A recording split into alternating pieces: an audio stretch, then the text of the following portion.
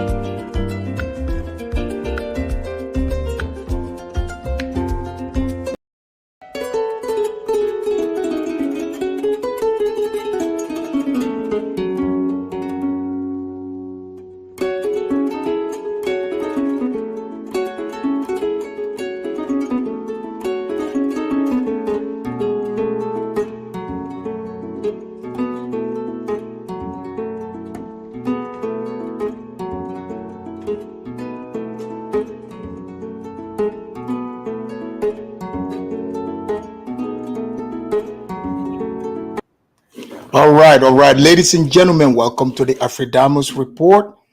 I'm your host, Afridamus. I want to welcome all of you to today's edition of the Afridamus Report. Guys, today we are going to be talking business and investment in Africa, because we have so many people who like to say, you know, they want to come to Africa, especially Gambia.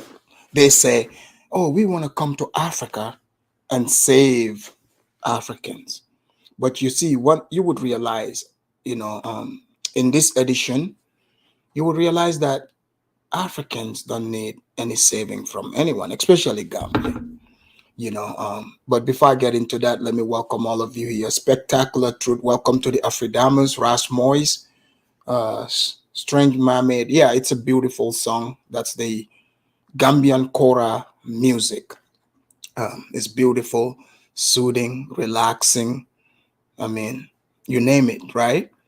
So, what is the topic about today? If you're familiar with my channel, we've touched on many different, parts of, repatriation to Africa. We've had people who come, they say they want to go to Africa, they want to save Africa, they're looking for business opportunity. In fact, some, they don't even say they're looking for it. They said they are going to create it. But all along, nothing's ever happened. Many don't seem to understand and take advantage of the environment that they are in, especially in the Gambia. You'll be surprised. There is tons and tons of business opportunities that are wide open for the taking. So if you're just coming in, please make sure you like this stream and share with your friends as well. For those who have been saying they want to go to Africa, but they don't know what to do, what the business is, this today, you would learn something. I'm featuring a man here, and I asked the question, can one acquire generational wealth in Gambia? I think the answer is yes. Have people done it? Absolutely. Even though many of the people that are relocating, quote unquote, I put that in quotes, that move there don't seem to know how to assimilate into the society. They don't have interest in assimilating. It looks like they are more like tourists. Because this family that I'm about to highlight here, yeah, sure, some are going to come and say, oh man, that is a light skinned person. It's a Lebanese. Absolutely. And I've been telling you guys here that not every Gambian person is dark like me. Of course, it's just like anywhere. People relocate to places. So this man I'm about to feature, he is as Gambian as they come. He was born and raised there. Not only was he born and raised there, his father was born and raised there as well. So you can't get any more Gambian than that. He lives in Gambia. He all his businesses are in Gambia. So today, after I break this down, we will understand, if the people that come online here that claim to be, everything is about blackity black stuff. I told you that skin color thing is not gonna get you anywhere. So this is why, for those of you who understand this and are looking for opportunities that are open, that you can step in. You see what I'm saying? You can step in and fill that gap. Who is out here telling you these stories? Who? Who is out here bringing you stories that are logical? I'm not talking about feelings. We're not talking about the scammers today.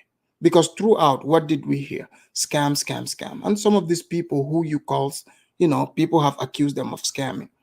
There is some of them I've spoke with in the background, and I have, try to introduce the type of businesses that can work in a nation like Gambia. The opportunity is laying there for you, but you don't have what it takes, it's not gonna work. So let me bring this, let me set this up, guys. Give me a moment. So this guy, like I said, his grandfather came from Lebanon, um, back in the 1940s or so. And they established in that country. It's not like the grandfather came with money. No, the grandfather came there, put in hard work. The father put in hard work. And now the grandson is taking it to a whole new level. You know, talk about being an entrepreneur. You don't put yourself in just one box. You have to allow yourself to explore things outside of your comfort zone, because that's what business is all about. You bring value. When you bring value to the table, you will definitely see that people are more receptive and open to what you're trying to bring to them. But just to show up and say, oh, we just brothers and sisters, all right, we got that. Now what's next? This is why you're seeing, like businesses that you see there, they might have different skin color, but it's not because of their skin color that's making them thrive. That's not what it is. It's about the value that you're bringing to the people. It's about humility, understanding that, look, the value, the only value that counts is you being a problem solver. Bottom line, business person, that's what you are. You solve problems. For instance, this stream here have always been needed by the people. I saw a need for it. I created it, and Now I'm presenting it to people on a weekly basis. So right then and there was a void, and that void is now filled. Okay, so let me do my fair use here, because I'm gonna bring a little history, and you see all the businesses that this man, his family have created. Very, very inspiring. That's why I brought it on Sunday today. This is called Sunday Inspiration. I understand there are some who are into the, skin color thing. They're going to find excuse, because guess what? We will not care about what they actually think, because they are not Gambians. They don't get to decide who is Gambian. We, the people there, we get to decide that. So here we go. Let me do my fair use here.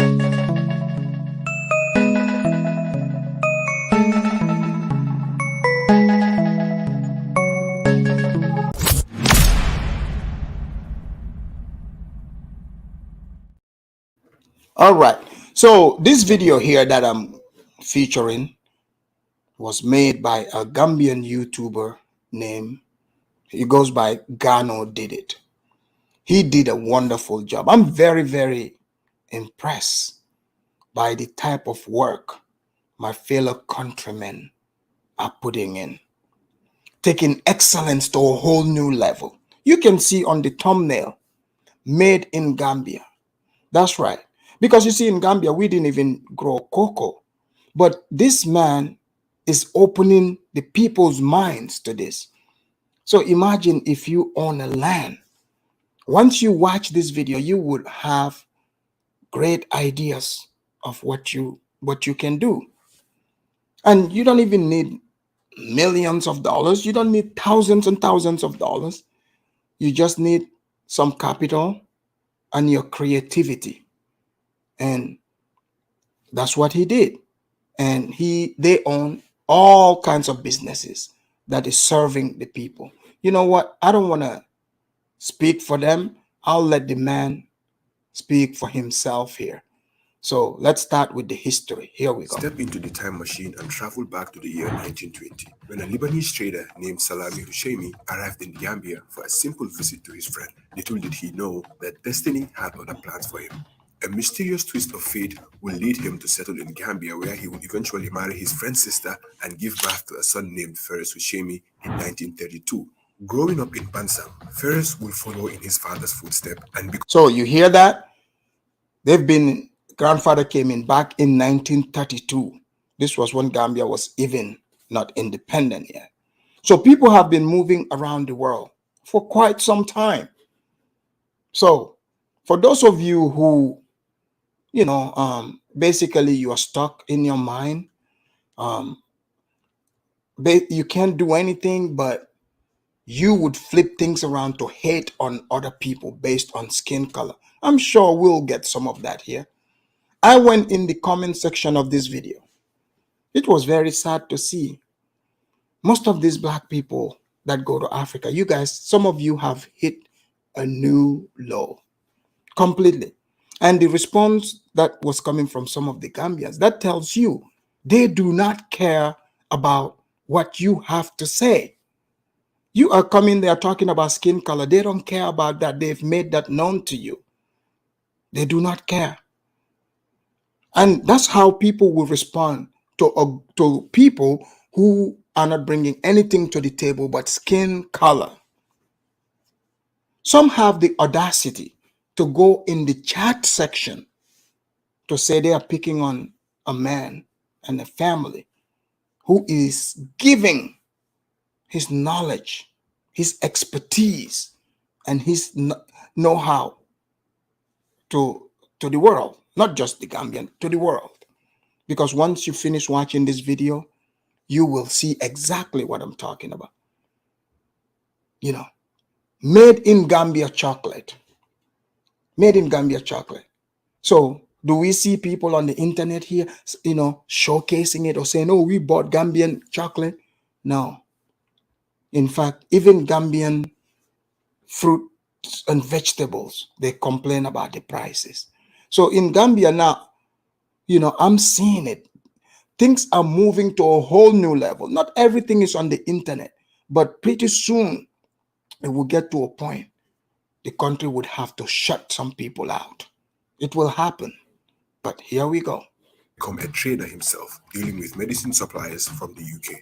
But unfortunately, his business went bankrupt at some point. However, his son, Michel Hoshemi, was not deterred by his father's failures. He too became a trader specializing in medicine. Did you guys hear that? The father was even bankrupt, right? But the son did not, that didn't deter him. The dream, the seed have been planted. This is what I'm talking about, ladies and gentlemen. Focus on yourself and your dreams. You would only be called a failure if you give up on your dream. But no matter what obstacles you hit, you gotta keep on keeping on. So even though this man you seen in front of me, his father failed, but he never gave up. Even though they faced bankruptcies, he never gave up. Despite the hardship his father faced, in 1970, Michel decided to take a chance and open a small pharmacy in Wellington Street, and he would name it Banjul Pharmacy, named after the capital of the Gambia. He used the same supplier that supplied his father's business, and through that, he managed to establish a thriving enterprise. Banjul Pharmacy, that's beautiful. Such a help. I have even utilized Banjul Pharmacy when I was a kid. So I would say, this man, his family, they are heroes. This is the type of Gambians I'm talking about. Nobody's more Gambian than them. No one. So you can be, as black as the ace of spade. You ain't Gambian. They are. After 18 years in the pharmacy business, he expanded into trading hardware and building materials by establishing Sunikir in 1988. Sunikir simply means our home in Wolof. After 3 years into trading household goods, again he expanded his reach, but this time to electronics. In 1991, he became the official distributor of LG products in the Gambia, cementing his place as a prominent figure in the business arena.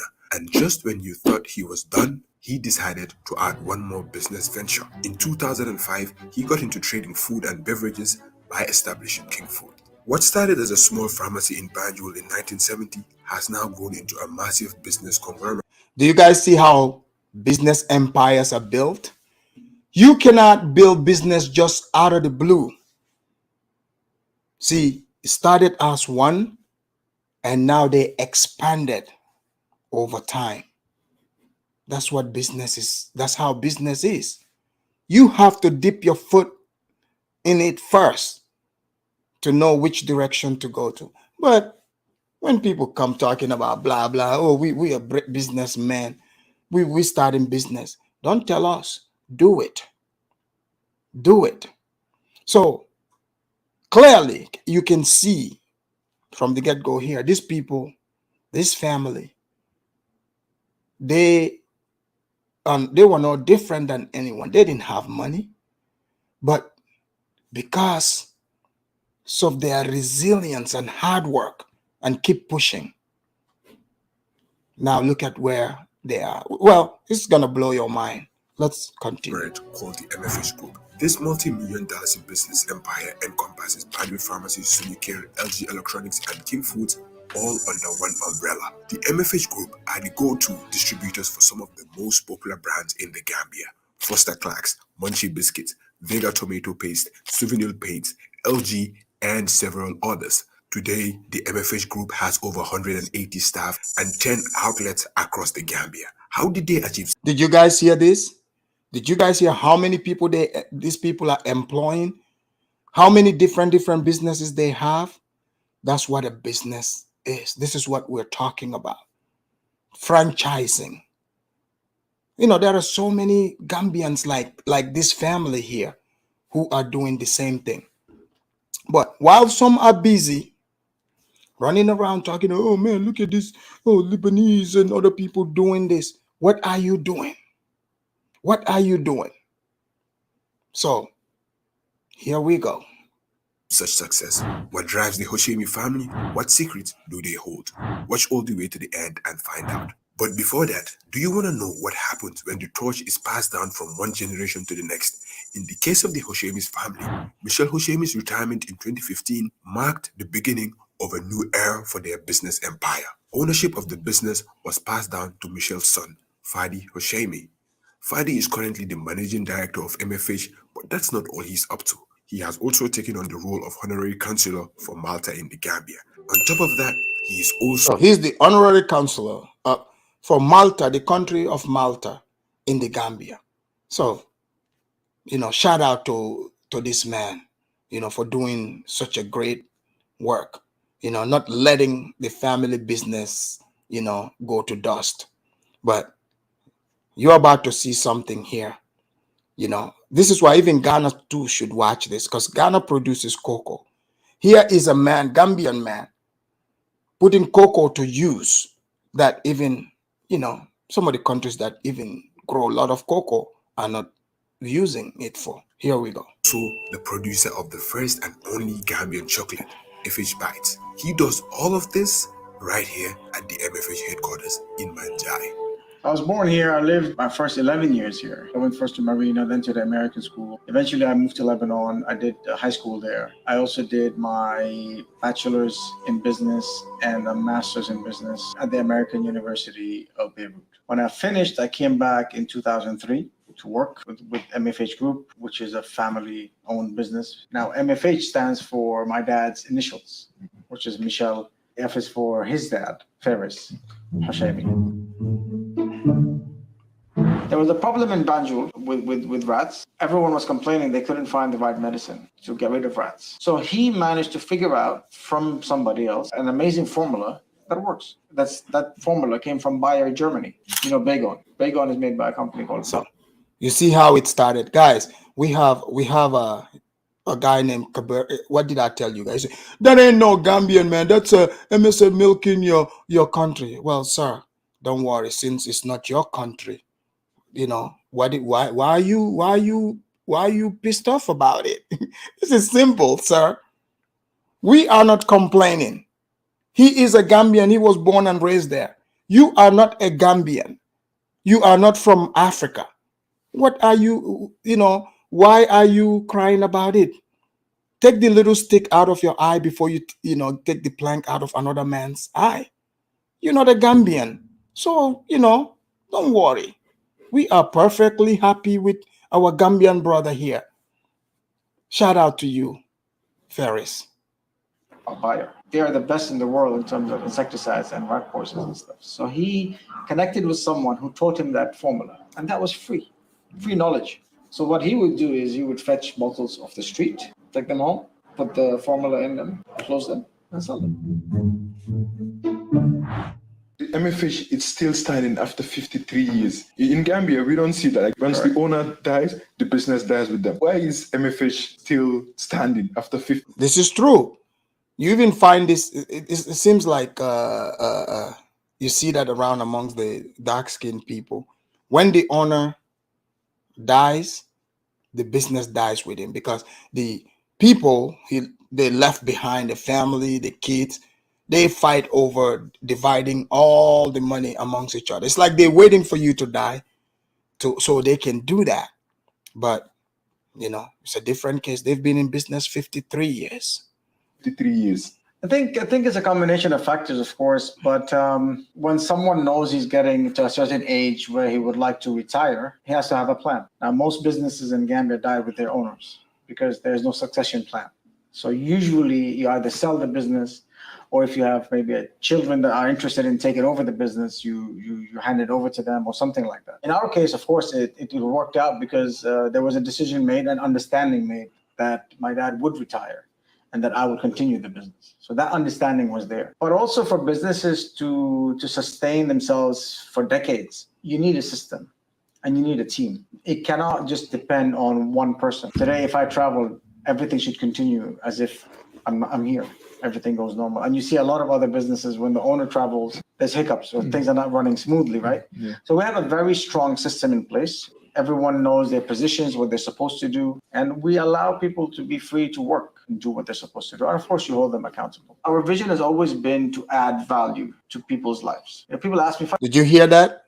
Their vision is to add value. They are employing their fellow Gambians.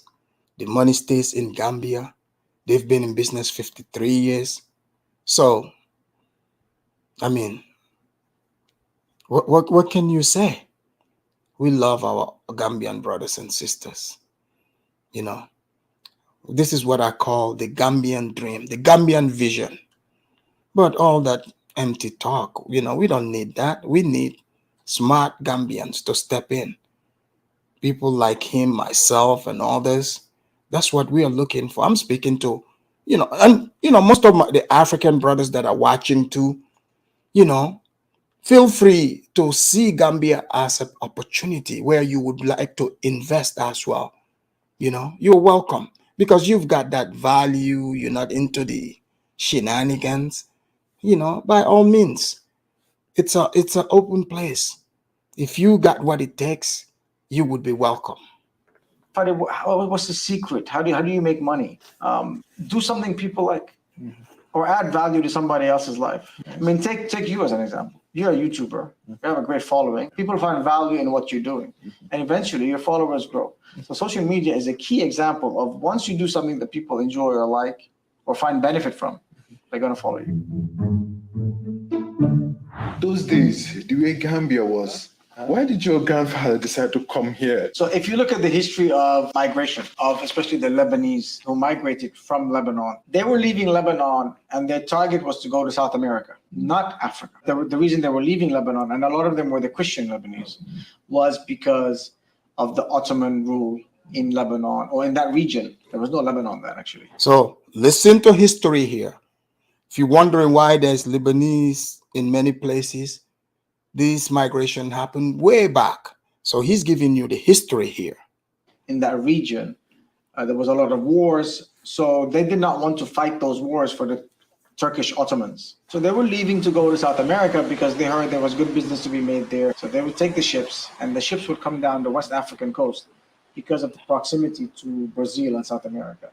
Now you know why you see so many Lebanese in West Africa, right? Because, like he said, back then people travel on ships. It was in planes. So when the ship comes from, Lebanon and those areas, it's closer for them to travel to West Africa.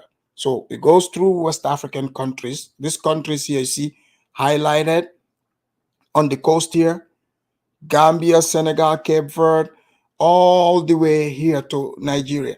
So the ship comes here because West Africa is closer to Brazil. It's closer to the Americas. So it makes sense to travel to West Africa to get to America. And from the West African coast, cross over to Brazil and South America. So yeah, my great-grandfather was somewhere in South America. He didn't come straight here. So, but what they used to do is they'll go to South America, do the business they're doing, trading, whatever they're doing to make some money. And at that time, there was no banks. So the only way to take money back to your families was to take the ship and go back.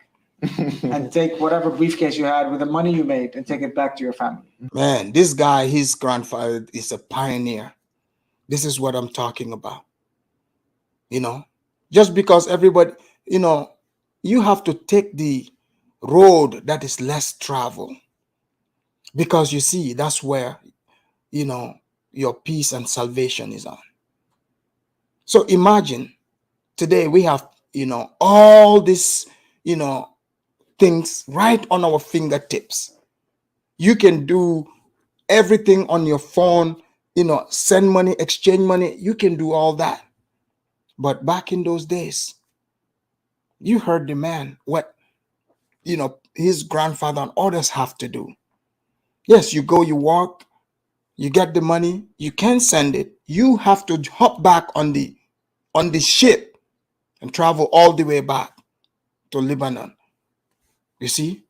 So now it's different. No excuses. There was no Western Union. There was none of that. On one of his trips, he heard that he had a friend here in Gambia and came to visit on his way. Eventually married his friend's sister and settled here. How do you know that, okay, if I bring this to Gambia, this will do well? You never know. I remember my father trying so many other products that did not work. So at some point, yes, you have to try. If it works, like in the case of Tiara, but a product is not going to just sell itself. You have to advertise it, you have to market it, you have to communicate it, you have to maybe give away samples. There's a lot of techniques. So the Tiara story, of course, which is Foster Products, started over 20 years ago, 23 years ago. There was a lot of losses at the beginning. But yeah, you have to make sure people know and distribute it as far as you can to the market, that people eventually find value in and come back to buy them. Because the intention of every business is not to sell first time. The intention is to sell, but then you have your customers always come back to your product. That's the goal. What do you love about Gambia? A lot. When I travel, I don't know, 2 weeks, 3 weeks in, I enjoy what, the outside world offers, but then I miss home. I want to come back. There's a lot of things I love about Gambia. Obviously, the simple life. I don't like fancy lives and all this fancy stuff. Did you guys hear that? He didn't say my home, Lebanon. He said Gambia, because he was born and raised there. His father was born and raised there. So just wanted to, shed light on that, because, sometimes some people might think all Gambians are dark skinned, like me. They're supposed to be black like me. No, it's a diverse country. Some of our citizens, our fellow brothers and sisters, they might look European to you, blonde hair, blue eyes, but they are still Gambians. This is what's beautiful about that country. Everybody's welcome. That's right. Stuff that you get maybe somewhere else. But I enjoy the nature. I enjoy the beach. I enjoy the simplicity of life. I love the people. Gambians are very... What do you mean by Gambians? You are Gambian yourself. The thing, I want to ask another thing. Since we are not the same color, yeah. Once you go out, do you have tubabi or... Yeah, all the time. All the time. I hear, the tubab thing all the time. And of course, if you see a photo of me, you're not going to assume I'm Gambian. Of course. Exactly. Because being Gambian is being African. Being African is considered with the dark skin or black skin. I can't change my skin tone. Mm-hmm. I can only tell you who I am and speak about myself, and my actions should speak about my intentions, right? Did you guys hear that? The man is correct. Sure, some people are going to, bring skin color, but the man didn't choose his skin color. But your action speaks louder than words. If you're telling me you're blackity black, you come into black country, blah, blah, blah, but you're not, that's about it. There's no use to that. It's about your action. Who are you as a person? What are your values? What are you going to add onto the place? That's what it's all about. Okay, so now who's even Gambian, or what is a Gambian? What makes you Gambian? So if you trace our history, right? If you trace your history, our grandfathers, or even beyond that, everyone came from somewhere. Because before the borders were drawn by the British, the French, there was no land called Gambia. It was the Gambia River. So the British wanted the river, Gambia. If you look at it, the border follows the river all the way to Fatoto. What makes you who you are? At the end of the day, today's world is very global. People go to the States, have children there. They have children there. And if you ask them, they're Americans. They came from somewhere. We all came from somewhere. So if you trace your history, your grandfather came from somewhere else. Could be Senegal, could be Mali, could be Ghana, could be somewhere maybe in the region. But then what makes you a Gambian? Is it only skin tone that makes us a citizen of a country? Is it just a passport? Is it the love we have for it? I think I will leave that. This is a good question. Yeah, the man is absolutely correct. He is 100% right. How many people are over here in America, in the white man's country, who have the American passport? Myself here, shout out to the American people, the white man, and my fellow Amerifros and everyone who contributed in, putting this great country together. But the fact is, what makes you a Gambian? What makes you one? So use your sense, and understand. Because you see, did you ever hear this man when he said, when they went through their obstacles, like his grandfather, did he say any thing about, oh, we want to call our Lebanese embassy. No, it's only foreigners in your country that would say that. That's how you know who a foreigner is and who isn't. When they are crying about they're going to go report to their embassy, that means they are foreigners in that country. I just want you guys to take note on those. So we have people who are, they don't want to, they are foreigners. This is why they run to their embassy. This man is a true Gambian, a Gambian patriot. Shout out to him. To you or the audience, maybe to comment on what makes a person a citizen of a country. But come in, I want to show you this conference center. So there's a story behind this. So we actually asked all our employees to tell us one word that comes to their mind when they think of MFH Group. So these words all came from our employees. And it's great to see that this is how they... Oh, we have some crybabies. Kabiru said, oh, his grandpa didn't marry our Gambian women. Our Gambian. Kabiru, you are not a Gambian, sir. And first of all, this man, his wife, is a black-skinned Gambian like me. Just FYI. All right? Just FYI. And it's not a requirement for his wife's skin color to be black either. But that's who he fell in love with, because that's where he is from, the Gambia. This is how people feel while they're working here. Did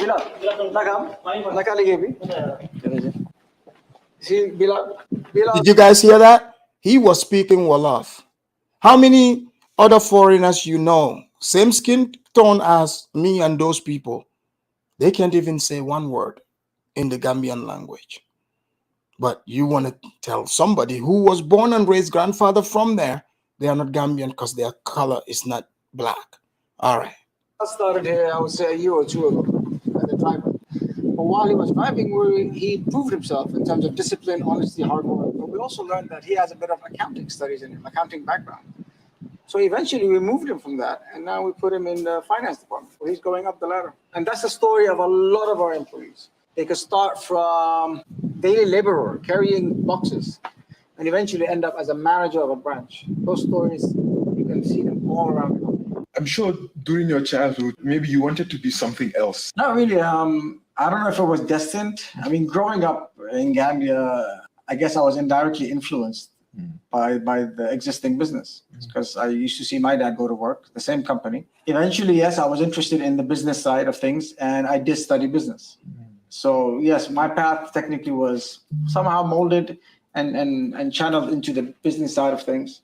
And me being the eldest son, the expectation from family businesses. They say, you're the eldest son, you got to come back, help the family business. Of course, studying and guys, I'm helping you here. For those of you that say you want to relocate to Gambia, Africa, you really don't. If you never know, you ever want to truly do business and you feel discouraged, this right here should give you encouragement. Because imagine you in a place, different skin color, you see, and you're still able to thrive. That says a lot. So shout out to the Ferris family. School is not enough, because nothing replaces experience. That combination of my father's experience and my education was a very good recipe for success. Keep in mind, he didn't go to school. He had to drop out of school. Once they lost everything, he had to leave school. So he left school at the age of 16. The founder of MFH dropped out of school. Yeah.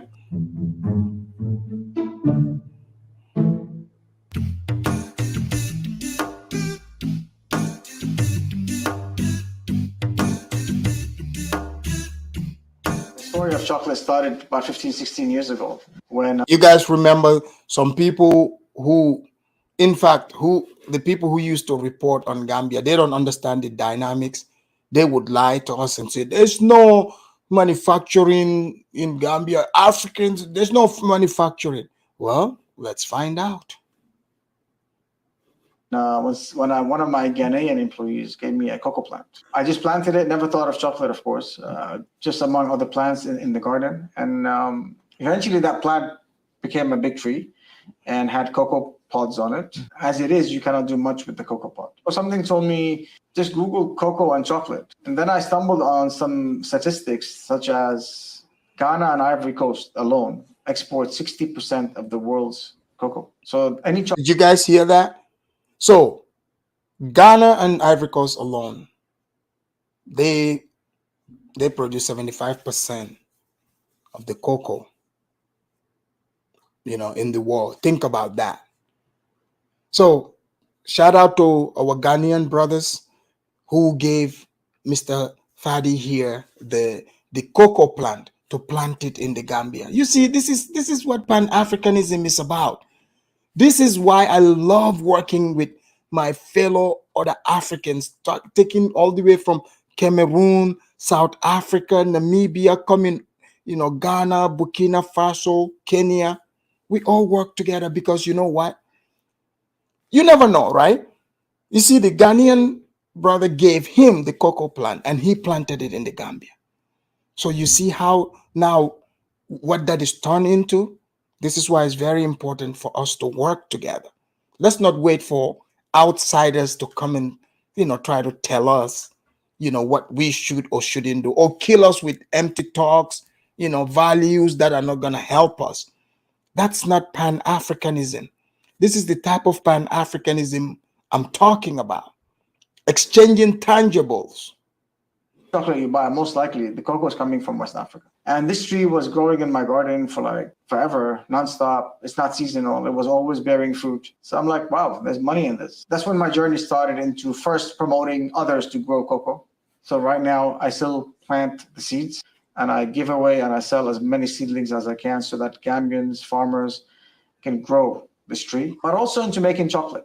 Because to make chocolate, you need the cocoa. If there's farmers growing cocoa and I need to make chocolate, I'm going to buy the cocoa from them.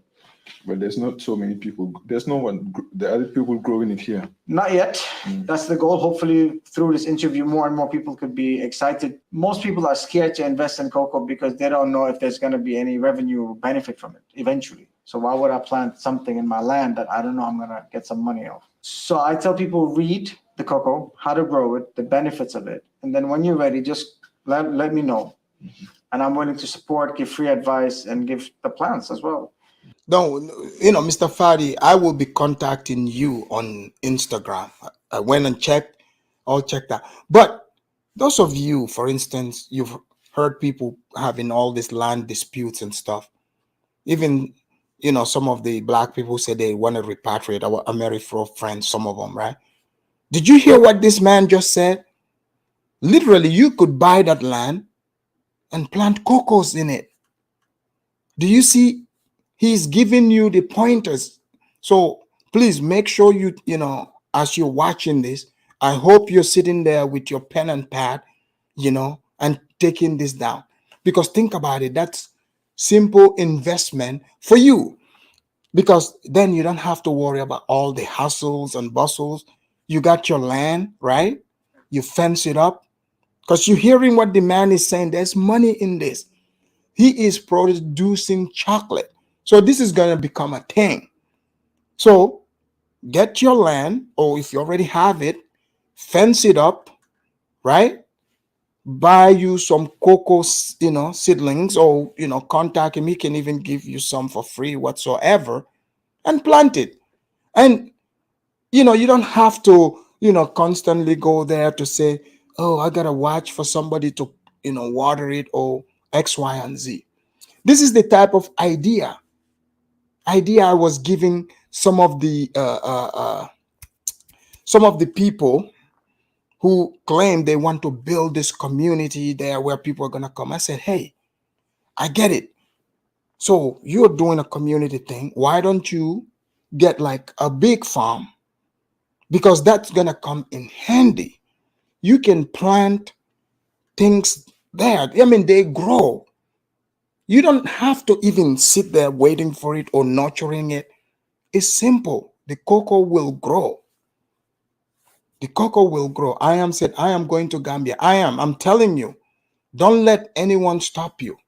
It's literally easy money being thrown at you.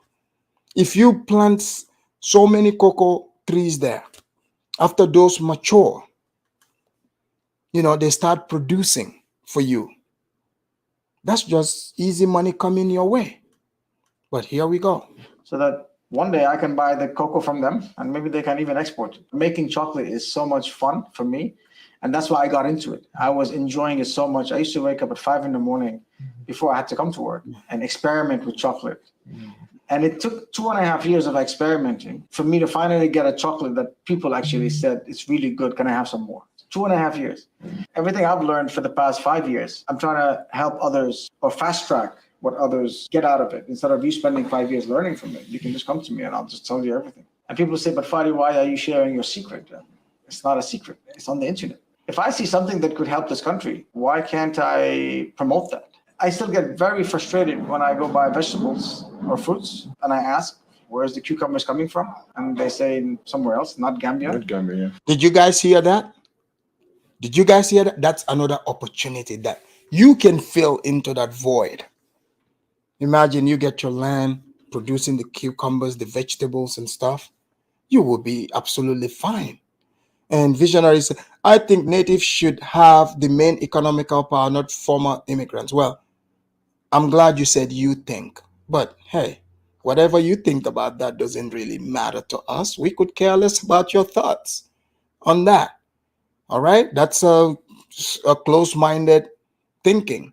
No one's stopping any native from, doing this business. He's giving the scoop. He is a native, okay? Born and raised there. I don't know what your idea of a native is.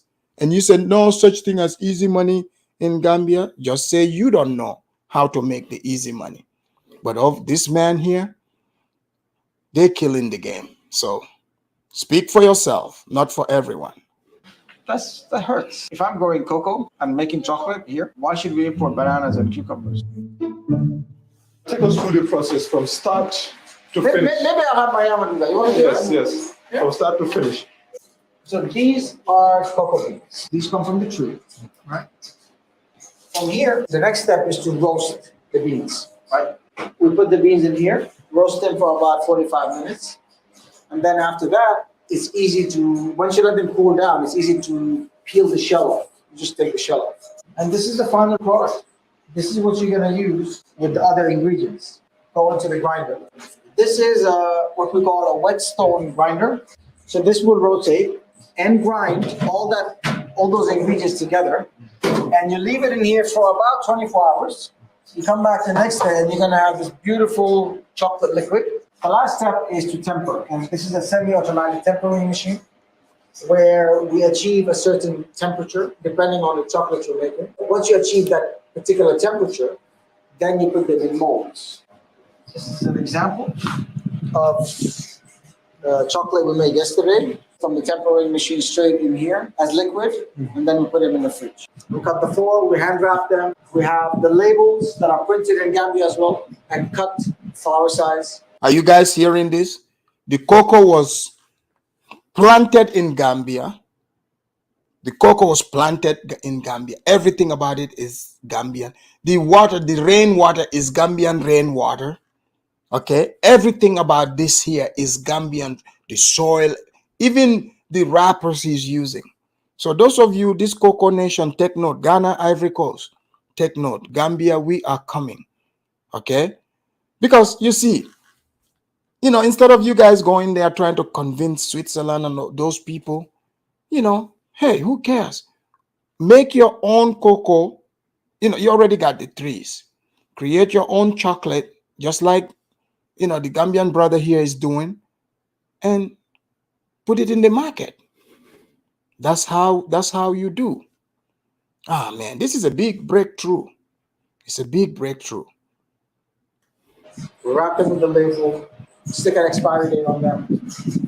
That's it. Basically, everything is done here in Gambia, in Manjai. Currently, we're supplying a few supermarkets in Gambia. There's no plan to export in the near future. The idea is to try to get it more known in Gambia and have more people understand healthy chocolate. This is not a cheap chocolate. This is a chocolate that is on the level of excellent chocolate globally. So when you talk about Swiss, when you talk about Belgian chocolate, if I remove the label, you wouldn't know which one is Gambian and which one is Swiss. We're doing chocolate that is excellent, but it's healthy because we're not adding any preservatives, anything else. So you make it here and you sell it here. So we don't need to preserve it anywhere. It's fresh. If more people are into this, Guys, did you hear that? It's made there and sold there. That's a real Gambian business. That's what we're talking about. Okay. like local farming, then we can start the exports and things like that. Of course, because you can export two different products. So making chocolate is the value addition to cocoa. But if you grow cocoa as a farmer, let's say, you sell it to people who want to make chocolate. And cocoa's growing here so easily. So I'm really encouraging people to do. Do you guys hear this? Isn't this what people always talk about? Oh, the reason why African money's been taken out of African economies because you only take the produce to the market, but you're not adding value to it. The value is in changing these products to the refined end result, which is the chocolate, and you sell it. So you add value to it, and that's what he's doing. And he already experimented it, so this is good. He said the cocoa tree grows easy in Gambia. I knew there's a lot of things that can grow there. In fact, I was even doing my own research about cocoa, and then I stumbled upon this. And shout out to Mimi for sending this to me, making sure that we continue to work on making Gambia great again. That's right. Google it, research it, and if you're interested, contact us on social media, FH Bites. But it's interesting. You said 70% of the world's cocoa is from West Africa, but like the chocolates, how many percent is from West Africa? When I realized that 70% of the world's cocoa comes from here, but West Africa it makes only 2% from chocolate profits. That's a very sad statistic, right? So we send all the cocoa out, but we don't add value to it here. Then we buy the chocolate from Europe or. You see that? So you sell all the cocoa to the white people. They make the chocolate and put fancy paper around it, and then they're like, oh, this, you can't even afford it. So West Africa especially produce like over 70% of the cocoa, but only produce, added value. Let's say the product is only 2%. So guys, this right here, this should make you happy. Like this is an opportunity to enter this market. There's a lot of gap to be filled. Southern Creole Flavor, thank you for the super chat. Said, love the economic dialogue. It's music to my ears. Hey, shout out to you, man. I know smart people like you and others, this would be music to your ear because, where people are crying, you are seeing opportunity. And that's what I'm talking about. Look, I'm presenting it. You're seeing it. Do what you got to do because all the time, the other people you listen to or the drama, yeah, that can be, highlighted. But the economic part too should be highlighted so that people have an idea of what is available to them. You see? So here we go. Other countries. I'm trying to change that narrative. But look, we can grow cocoa in West Africa. We can make chocolate, excellent chocolate. So Mayama is doing a great job. She is. Mayama is the second chocolatier in Gambia. I'm the first. There's nobody else. Yeah. I don't know of anybody else who makes chocolate here. But it's just pure passion. I wish I could spend my whole day here making chocolate. It's something I really enjoy. This is awesome. This is awesome. Renee said, what other desserts do they have enjoying the Gambia? Oh man, bakeries. Yes, they have bakeries there. But if you are somebody who is into baking, I'm telling you right now, those people over there, they are into it. I have seen several bakeries and it seems like there's always lines there, right? So if you are someone who is into baking things, you should definitely, put that on your calendar, on your agenda. If you open up your own bakery place and you put like a side where it's like a coffee shop sort of thing, kind of like a small Starbucks type thing, you're highlighting things like your products where people can come and meet, you would kill the game 100%. I'm telling you, you would kill the game. No doubt about that. I've seen it with my own eyes. But yes, they do have some bakeries there, but they can use a lot more. And it's an opportunity to fill in. There's three principles I abide by. Since actually 20 years, they haven't changed. A lot of my other principles have shifted because I'm learning as I go. But these three principles have never changed. One, discipline. These are things that usually our parents teach us, right? Or we teach our kids, usually. Two, honesty and hard work. Today, if I ask you to do something for me and I'm going to pay you for it, you have to be honest and you have to do it. If you're not honest, I'm not going to give you my business again. And if you don't do it right, I'm also not going to give you my business again. So be productive. And I like to add to that in saying, be the best at what you do. Don't just be productive. Because I see a lot of people doing the bare minimum. I hear people say, but Fadi, I sell Gambian products. Why don't Gambians support Gambians? I'm like, is your product good? Or is it just because it's Gambian, they should buy it? No, you have to aim for excellence. You see that? That's what I always talk about. Even I talk to even some Gambians about things like that. They also have the, you guys know the blackity black mentality. Some of them, oh, the Gambian people don't buy my stuff. Is it because I'm Gambian? Gambians don't support other Gambians. Nah, it's not about supporting just you. People think they're just gonna come and bring inferior products, mediocre products, or inferior service, and people are gonna come to you. No, people should not patronize your business just because you are one of them. If you truly believe that you're one of them, then you should strive. You should strive to bring them the best product, the best service. But you're like, oh yeah, it's just my Gambian people, and you want to give inferior product or service. You think they're gonna, use your business? No. It's about who gets to deliver the best product. That's what it's about. Humans are humans wherever you go. People spend their money on the things they love. If the chocolate is good, God, they would buy it. In fact, this chocolate, I might have to look into this to see if I can connect with this man to see if he can, start shipping some of these and furnish some of the, fancy grocery stores here. Yeah, because this chocolate is only found in Gambia. That's right. Willy Wonka is from Gambia. Visionary said, even coffee, he said the good taste doesn't solely depend on the coffee beans, but also to the kind of roasting and process. This is true. That's true. Your market today is not just Gambia. It's a global world. You can sell your products anywhere in the world today. There's a lot of examples. People selling their products in Sweden, in Europe, in America from here, but they won't buy it if it's not up to par. Right. First is discipline. Second, productivity. Last is fun. Enjoy what you do. If you don't enjoy what you do, you're going to give up easily. You're not going to last long. Enjoy what you do. And if you don't know what you enjoy, because a lot of people ask me that, there's no right way to discover a passion. It's a matter of trying different things. If I asked you what's your favorite ice cream, most likely you're going to name some of the things you've tried. But you would never tell me, for example, I love lychee ice cream, because you've never maybe tried lychee. But if I bring lychee ice cream to you and you try it and you love it, what's going to happen? You're going to ask me for lychee ice cream. I'm in business.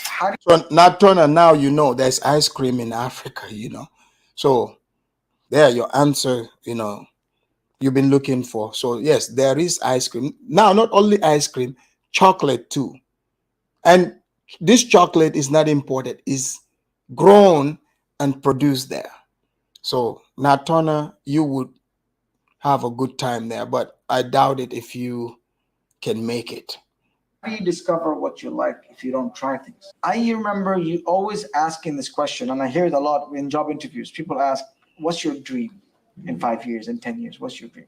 It took me at least 10 years to realize that that was a wrong question to ask. You cannot dream of what you cannot imagine. So you would never dream of lychee ice cream if I asked you what's your dream, unless you can imagine it. And how do you imagine things? enlarge your experience. Read, travel, meet people, network. The world is unlimited. What you can learn is unlimited. So every day, just read something for 5 minutes. Something new for 5 minutes. Every day, 5 minutes. That's nothing, right? If you added up the whole year, you would have learned 365. Guys, this man is inspirational. He's right. Look, I literally, so in the morning, I would wake up at 4 a.m. every day on the clock. And then I have my quiet moment for 2 hours or so. You know, take everything in.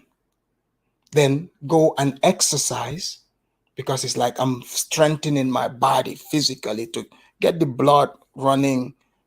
You know, once I finish that, I would read at least maybe 2 pages in my favorite book.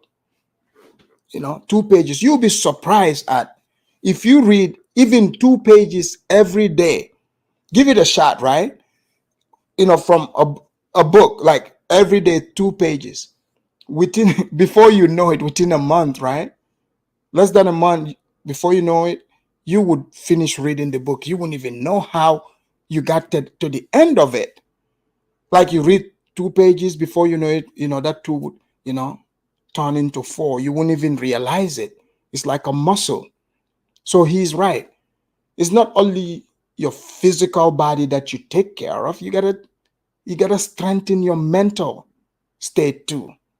So if you don't use it, you're gonna lose it. So get in the habit of reading. It doesn't have to be much, but like I said, 2 pages a day. 2 pages a day. You'll be surprised.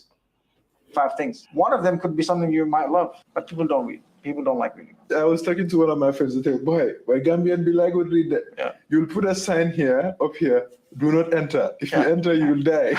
And then they open the door and enter. What business, like business venture, would you advise someone to do that? Not forget the passion. Let's say someone that just wants to make money. There's a lot of opportunities out there. Gambia is developing. Look at the construction. There's so much construction going on. Agriculture. I mean, the cocoa. Do you guys hear this? So he's telling you all the opportunities that are available. You know, the place is developing. So some of you think, okay, oh man, I came here. Why doesn't it look like America? Well, you already know what America look like. You know, you can stay there if you are not into developing nations. That's where the opportunity is. The place is developing. Because within a short time, many of you that are talking about, oh, look at the dusty road, this and that, pretty soon you won't be able to even afford it. You won't be able to afford it. Story, my chocolate story.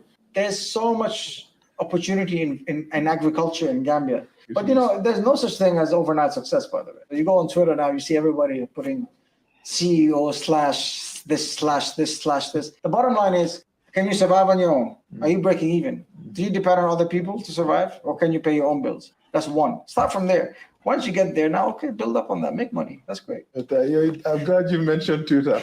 I remember you posted something on Twitter not long ago, and people were calling you all sorts of names. Yeah, no, I remember that. But again, you see, those who don't know me and maybe think I'm a foreigner might assume that. I'm trying to maybe criticize. I wasn't trying to criticize. In fact, what I said was, how come when it starts raining hard, it's an automatic excuse not to get things done? Or people don't show up to appointments or work, and so I tweeted that. And of course I'm a Gambian. Of course I understand what people go through. I mean, a lot of my employees didn't show up to work, and I know that genuinely they did not show up because their house was flooded. What I was trying to say clearly was, some people use that as an excuse not to get to work.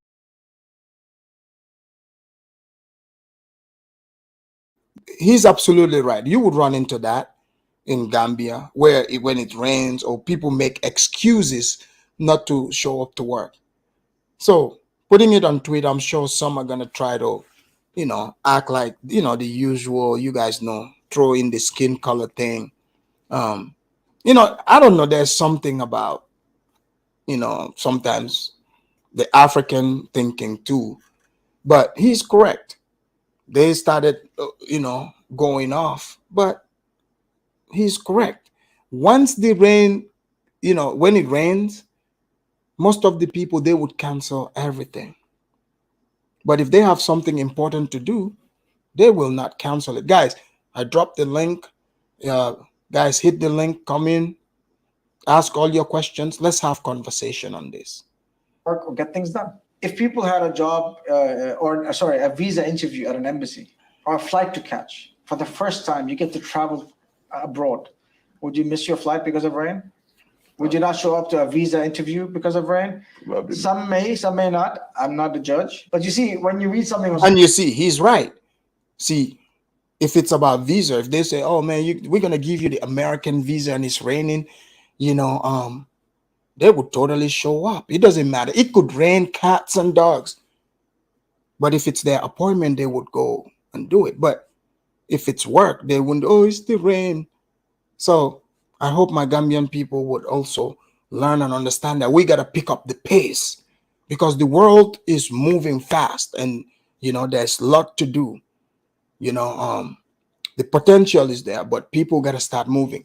From Facebook, Aisatu Sonko, thank you for your comment. She said, Aisatu is a Gambian like me. She's like, I was saying this yesterday, how we use rain as an excuse, LOL. She's absolutely correct.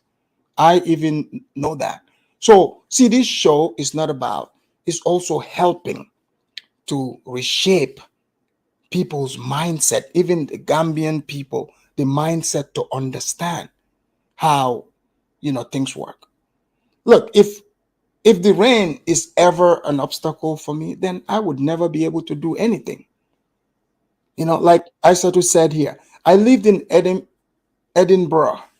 It rains all the time, year round. Now in Vancouver, similar weather, but I gotta still go to work. Absolutely. Me, rain, sunshine, snow, I still work. It doesn't stop me. So that's how it goes. Social media, you're reading letters in a sentence, so people don't see the feeling or the intention behind it. So clearly now I'm more mindful now that what you write on social media, does it really portray the intention that you're trying, or the message you're trying to say? I'll tell you a secret. This person you see today, who seems very confident on camera, I was the complete opposite just 7-8 years ago. What's it? Confidence. People ask, something that you have to train, you have to... No, it just comes with time, but also it comes with believing in yourself, and it comes with other people showing you that you have something good in you. A lot of us are very insecure because we don't trust in our abilities. We look at what we have that is not great, but we forget to look at what we have that is amazing. And it took actually my wife. My wife was really the main one who made me see that I have amazing things I can offer. All right. You guys saw that, right? Shout out to him. And as you heard, he's got a beautiful Gambian wife. She's, black like me. In case for some of you who are into all obsessed about the skin color thing. Oh, is his wife Chinese? Or is she like, Japanese? Oh, no, she's Gambian. Not light-skinned Gambian like himself, but but who cares, right? So you guys thought there isn't light-skinned Gambians. Well, now you see for yourself. The link is in the chat. Feel free to hit that link, come through. Let's have the conversation. Any question you have, come through, ask it, or whatever is on your mind. And Kabiru, you are free to call in too. And just make sure you stay on topic, but other than that, you're free to call in. KBM, welcome to the Afridamus Report. Thank you for having me, sir. Can you hear me okay? I can hear you loud and clear. So KBM, you see, this business that is featured here. Isn't this inspiring? The grandfather who migrated to that country in the 1930s. His father was born there. He was born there. And they maintained a generational business. Are you surprised to see that generational wealth can be had in that country? From an American standpoint, it's surprising because kind of like he said in part of that interview is that when the owner dies, the business goes away. And that's very common here in the USA. Now, I didn't mean to make that rhyme, but it just happened to be. So That's right. don't point the fingers at me. But anyway, no, I'm gonna subscribe to this Gambian guy because I don't think I've heard of him. I've been subscribed to Nice Gambia. By the way, he's improved over the past couple of years. Great videos. If you don't know Nice Gambia, go check him out as well. Yes, but this is hold on. This man, Gano did it. I know Audrey said, is that the Wadi Maya of Gambia? No, he's even better. Yeah, he features Gambia. This is what I'm saying. Lots and lots of young Gambians are taking on the work of excellence, doing excellent work. That's what we need. Excellent. But people always, they just want to highlight their own biases to say, oh man, look at these Gambians. There's nothing that we can do here. Well, no more excuses. You are seeing for yourself. People are there. They are killing the game. They're killing it. I was there myself. I saw it with myself. Someone said, but yes, need stable and uncorrupt governments. Here we go. You see, they're making excuses again. So are you trying to go work in the government? Is the government going to come into your business to shake you down? This corruption that you speak of course, even in the United States, the government, you want to tell me there isn't any corruption? But hey, you just got to get in where you fit in. But go ahead, KBM. Yeah, I'm glad that you brought this on because even the title kind of motivated me to like, should I wait to go to the store and come back? Instead, what I did is I went ahead and just got myself up, went to the store, did what I need to do. So as you started, I've been listening to this podcast today, and now I'm back home. So I did what I had to do. This is inspiring listening to this gentleman because he's most definitely a Gambian. He's most definitely an African. And I can tell you right now, I'm most definitely a Kenyan. I'm most definitely an African, and I don't care who doesn't like it. Look, KBM, here's the thing. You don't even have to justify. The thing is, you are married to a Kenyan. You married a Kenyan for many years. Mm-hmm. You have business in Kenya. Yes. You go to Kenya and you plan on, moving to Kenya. Yep. So you are more Kenyan than Kaizo. Okay? Continue on. Yeah. So basically, me and my wife, we're responsible for four people. So basically, when somebody complains about generational wealth, you're not passing it down, whatever. I mean, how many times do you actually hear a business owner and their family pass down generational wealth to the employees that they hire? I like what this gentleman said. He said you go in and invest in people that work for him. And when you do that, basically, when you invest, you're teaching them a trade. You're giving them an education that's on the job. They don't have to go to school. And sometimes some people who do invest in their employees, they do send them to school. I had one employer a while back in Washington State. I was a web developer. He sent me to school so I could further my education, just so I can improve what I was doing at the job. So basically, he didn't have to pass down anything when he dies to me from his business because it wasn't my business.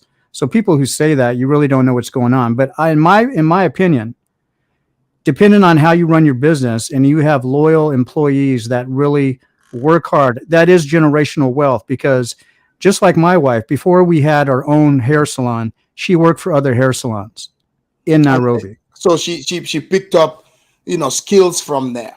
Right. I sent her to two different. That's good.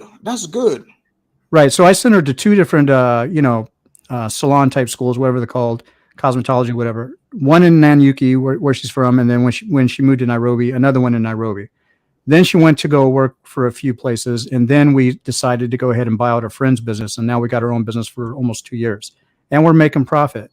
The thing is that it's not been easy. So we have 4 employees, and we don't charge them for their seats for them to work there. Whatever customer comes in for them, whether if it's an appointment or not, they get to keep full money. They get to keep everything. So basically what my wife works for, that goes for the rent, the electricity, all other things that contribute to the business, the bills and stuff like that. Yeah. But and KBM, are you, because we've heard many people say they're going to go to Gambia, especially. We're going to develop it. We're going to save the natives, blah, blah, blah. Do you see this business opportunity, the capacity at this, at the rate that this man is operating? Yes. right? Do you think, the people that we hear that claim they are investors, with these shenanigans, do they have the capability to operate at this level with, a closed mind? Not at all. You can't go to Africa, much less America, with a closed mind. It's not going to work. It's impossible. It's a And pipe dream. because in Gambia, I know for sure, like, because most African countries, people like to come here and say, oh, the government is corrupt. Fine. Are you going there to work for the government? No. The private sector is wide open. This is what people don't understand. The private sector is wide open. So now you just have to look and see what is needed and bring that service or product. All these years, this is what I've been doing, scouting. Scouting. The day that I landed, people would be very shocked. Like, how did this happen? Because you have to look at things, objectively, rationally. Sure, okay, the government, you see corruption. What are you going to do about it? You can't Right. do anything about it, but what you can do is you be in the private sector and be the example you would like to see out there. Once you implement that, even the government themselves, they would follow you. But go ahead. Yeah, this man is very inspiring, and anybody and everybody should actually take notes. Put down your pride. When he said, that he got the plant from Ghana and planted it in the Gambia, and the rest is history.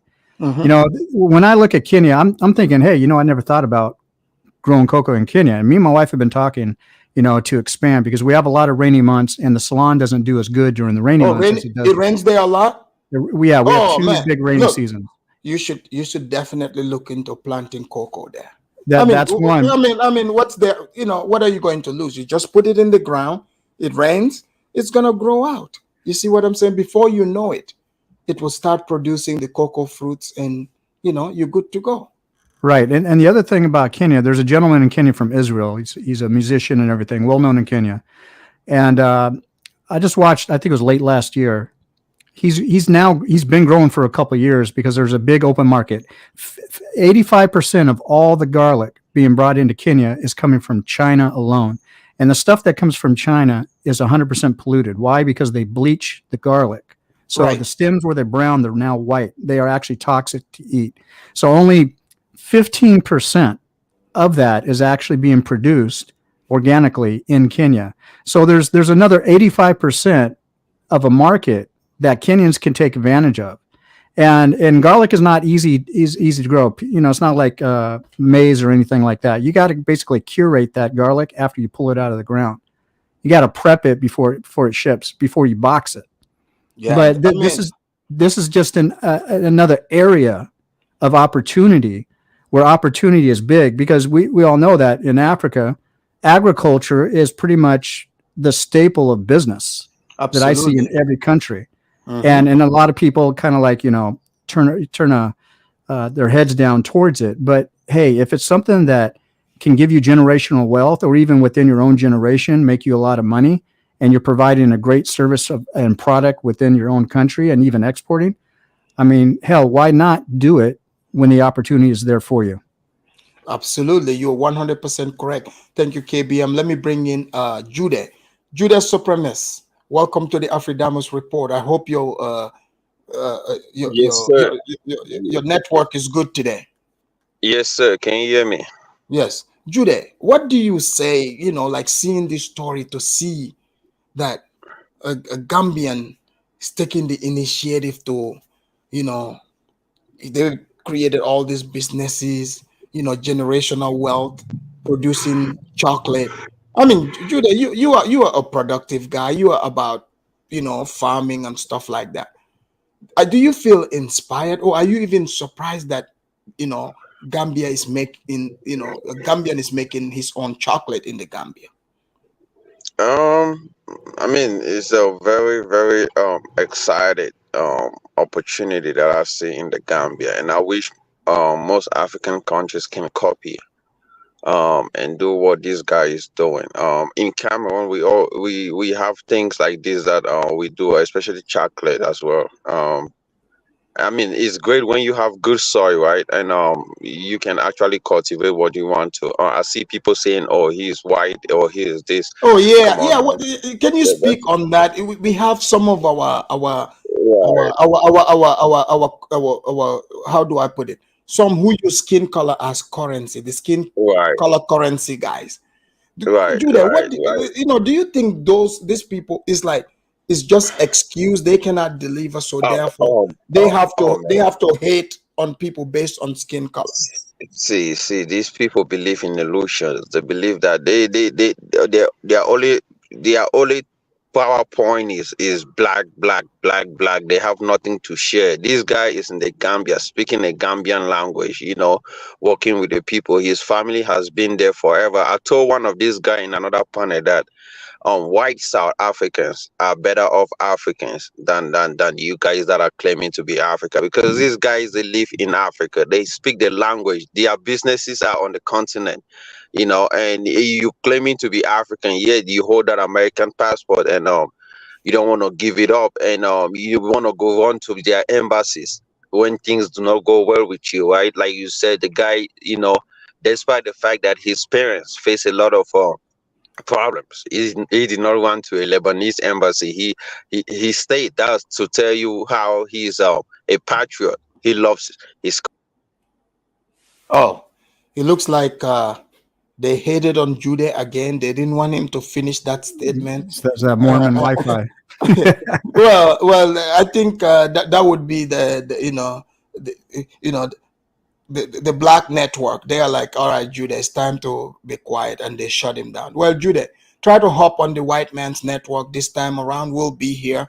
Let's go with Kidola. Kidola, welcome to the Afridamus Report. Oh, Kidola, unmute yourself. Yeah, thank you, bro. Hey, Kidola, welcome. Yeah. Kidola, you see the story, right? Yes. Yes. Did you, because you were talking, in several streams, you always mention that there's opportunities, but are you shocked to see that, like, this man, because in Nigeria today have Lebanese there who have been there for generations, right? Like him. Are you surprised that, at the opportunities that this man presented and talked about, when in fact we have other people who claim that they want to go to Gambia and invest, but somehow all we get from them is complaints. They somehow cannot see this. What do you think the problem is? And also speak on, how inspirational this man's story is. First of all, in this program, I'm always be saying that in Africa, in each country of Africa, it's not only we the blacks are the Africans there, or whatever they want to call it, but we also have people who also white, also Nigerians, Ghanaians, and also Gambians. You understand me? Right. In my distant auntie is married to a Lebanese man, right? Out to today, the daughter they have together, that lady still is very, very rich. Absolutely. Very, very. I'm talking about my grandmother's sister, daughter is married to a Lebanese man. During the 60s, up to today, they have two daughters, and they are very, very wealthy, very, very wealthy. So that's aside. You see, what you see in this is called business. That's This right. People who think, what they call it, think tanks. You understand? Yes. This guy live in Gambia. He's not complaining. Oh, it's not like USA. Oh, I don't have my. He was born and raised there. He born and raised there. Oh, I don't have my lollipop. Oh, there's no light frequent in Gambia. What this guy is seeing is an opportunity. It's a Gambian. Yes. You have all the business. Look, these people don't want to accept that there's some Gambians who are light skinned. So I bet if you go to Jos in Nigeria and other part of, even the northern part of Nigeria, you think it's a Muslim territory. There are these white people there who are also from, they call them the Hausas also. That's right. Jos, they call them, they said it there. There's even one who was Even it was even an advisor to the governor of Plateau State. You understand me? So what I'm trying to say is that this was not complaining. Oh, this year, this guy just doing what he knows best, business. But you see, Kidola, he gave a lot of pointers, right? Because you see, the Gambian people do not grow. They didn't know about growing cocoa. So now he opened, our eyes to that this can grow. So do you think now that, our Amerifro friends who are looking for opportunities, who have been talking about investment, do you think they would take advantage of this and start growing cocoa? No. Don't forget about that. People that no hope. No hope. No hope at all. These are people these are not business-minded people. These are people who have total different agenda. They're not committed to do anything. When this guy grandparents came to Gambia was just nothing at that time. But the man stayed and built up his business, his life over there. That's what you see today. His great-grandchildren is enjoying now, right? The grandchildren also have that type of thought of their ancestors, their grandfather. You understand? He's also doing the same thing. He's also building business. Do you see him insulting the Gambians there? Do you see him undermining the Gambians there? You can see that he's speaking their language, he's respecting them, he's providing job. He's a Gambian, 100% Gambian. Absolutely. His blood and everything is in Gambia. And his wife is, because somebody was like, I bet his wife is like Lebanese. It does not matter. No, the wife is black like me. It's not my problem. Look, the thing is, Kidola, why does that even matter? Does it even matter? Because I really don't understand what is going on, where you are staying there. Why are they so focused on race? Race does not help nobody. That's you have to right. be open to anything. I'll give you an example, my bro. I was running, jogging in Holland when I followed my wife for vacation. I bet you when you run, they have all these paved stones in this area, so that trees comes under and raise one of the stones up. Man, I fell. It's like I see hell. Somebody was driving far away. A white guy stopped by far and ran to me. Are you okay? I swear to God, I was shouting my wife's name. That means the type of it's a paved stone, man. It was heavy. Yeah. But did that guy say because I'm a black man that you have to, look at that guy, let him just be there because it's a Negro? No. That guy stood by me for 10 minutes to ask if I'm okay, if I need any help. I want to go to the hospital. I just a little bit push myself to hold there's a protective pole around those areas. I said, yeah, I'm okay. Then the guy that he took my hand and they raised me up. Did he say I'm a Negro? No, we don't see race like that. That's also we deal with people individually. They are good people, they are bad people. It doesn't matter if you're white, if you're black, if you're green. This guy's a Gambian. Look at his business ideas. All what he's spelling down. All what he's having. This is what we call business. This is what we call builders. People who went far, who think far. This kind of people. See, that's my whole point. We look for towards people that can inspire people to be great. That's what we need, because again, like I said, our main agenda is to make Gambia great again. That's what me and others we are striving towards to make Gambia great. I have some Gambia friends, right, who married to a Nigerian woman, right? This guy, since we've been talking for years, we have other things we're doing together. I didn't know this guy was running online supermarket. He and his wife in Nigeria, online supermarket. I just asked him for permission if I could just speak about it. The guy came, and they were trying to expound. They're looking for 9 investors. Then they asked me. I asked my wife, "Do you think it's the right business?" My wife said, "Yes." What to lose? Let's give it a try. Then I invest. I bet you I'm getting my money back slowly. Absolutely. So when you talk about business, this online supermarket, you just order it or just put it, we call it Okada machine. Broom, they take it to your house. You pay more to do that. So business people always follow business, but you start slowly, you start repeating the money slowly before you know your business started expanding. This guy's a big dude in business. You can see his ideas and everything. His family have been there for a very, very long time. These are the type of people we want to talk about. Exactly. Not those that want to call people devil, want to call people that don't have nothing to do with you. You start calling them devil. Yeah, People do hurt talking you, about start calling them they are devil. doing, look at it. I played I played this man's short documentary. The man is just, very inspirational. You see?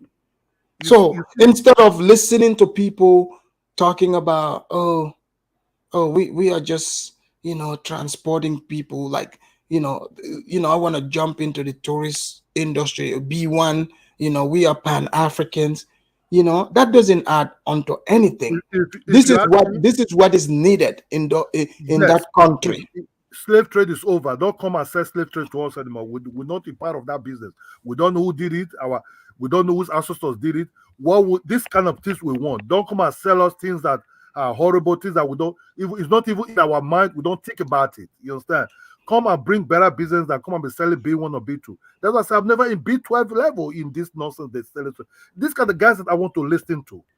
Do you think you will be selling B1 to that guy called Tafa, that real estate man? No. It would chase you with his security. It say, get the fuck out of get the fuck out of this place. Who are you?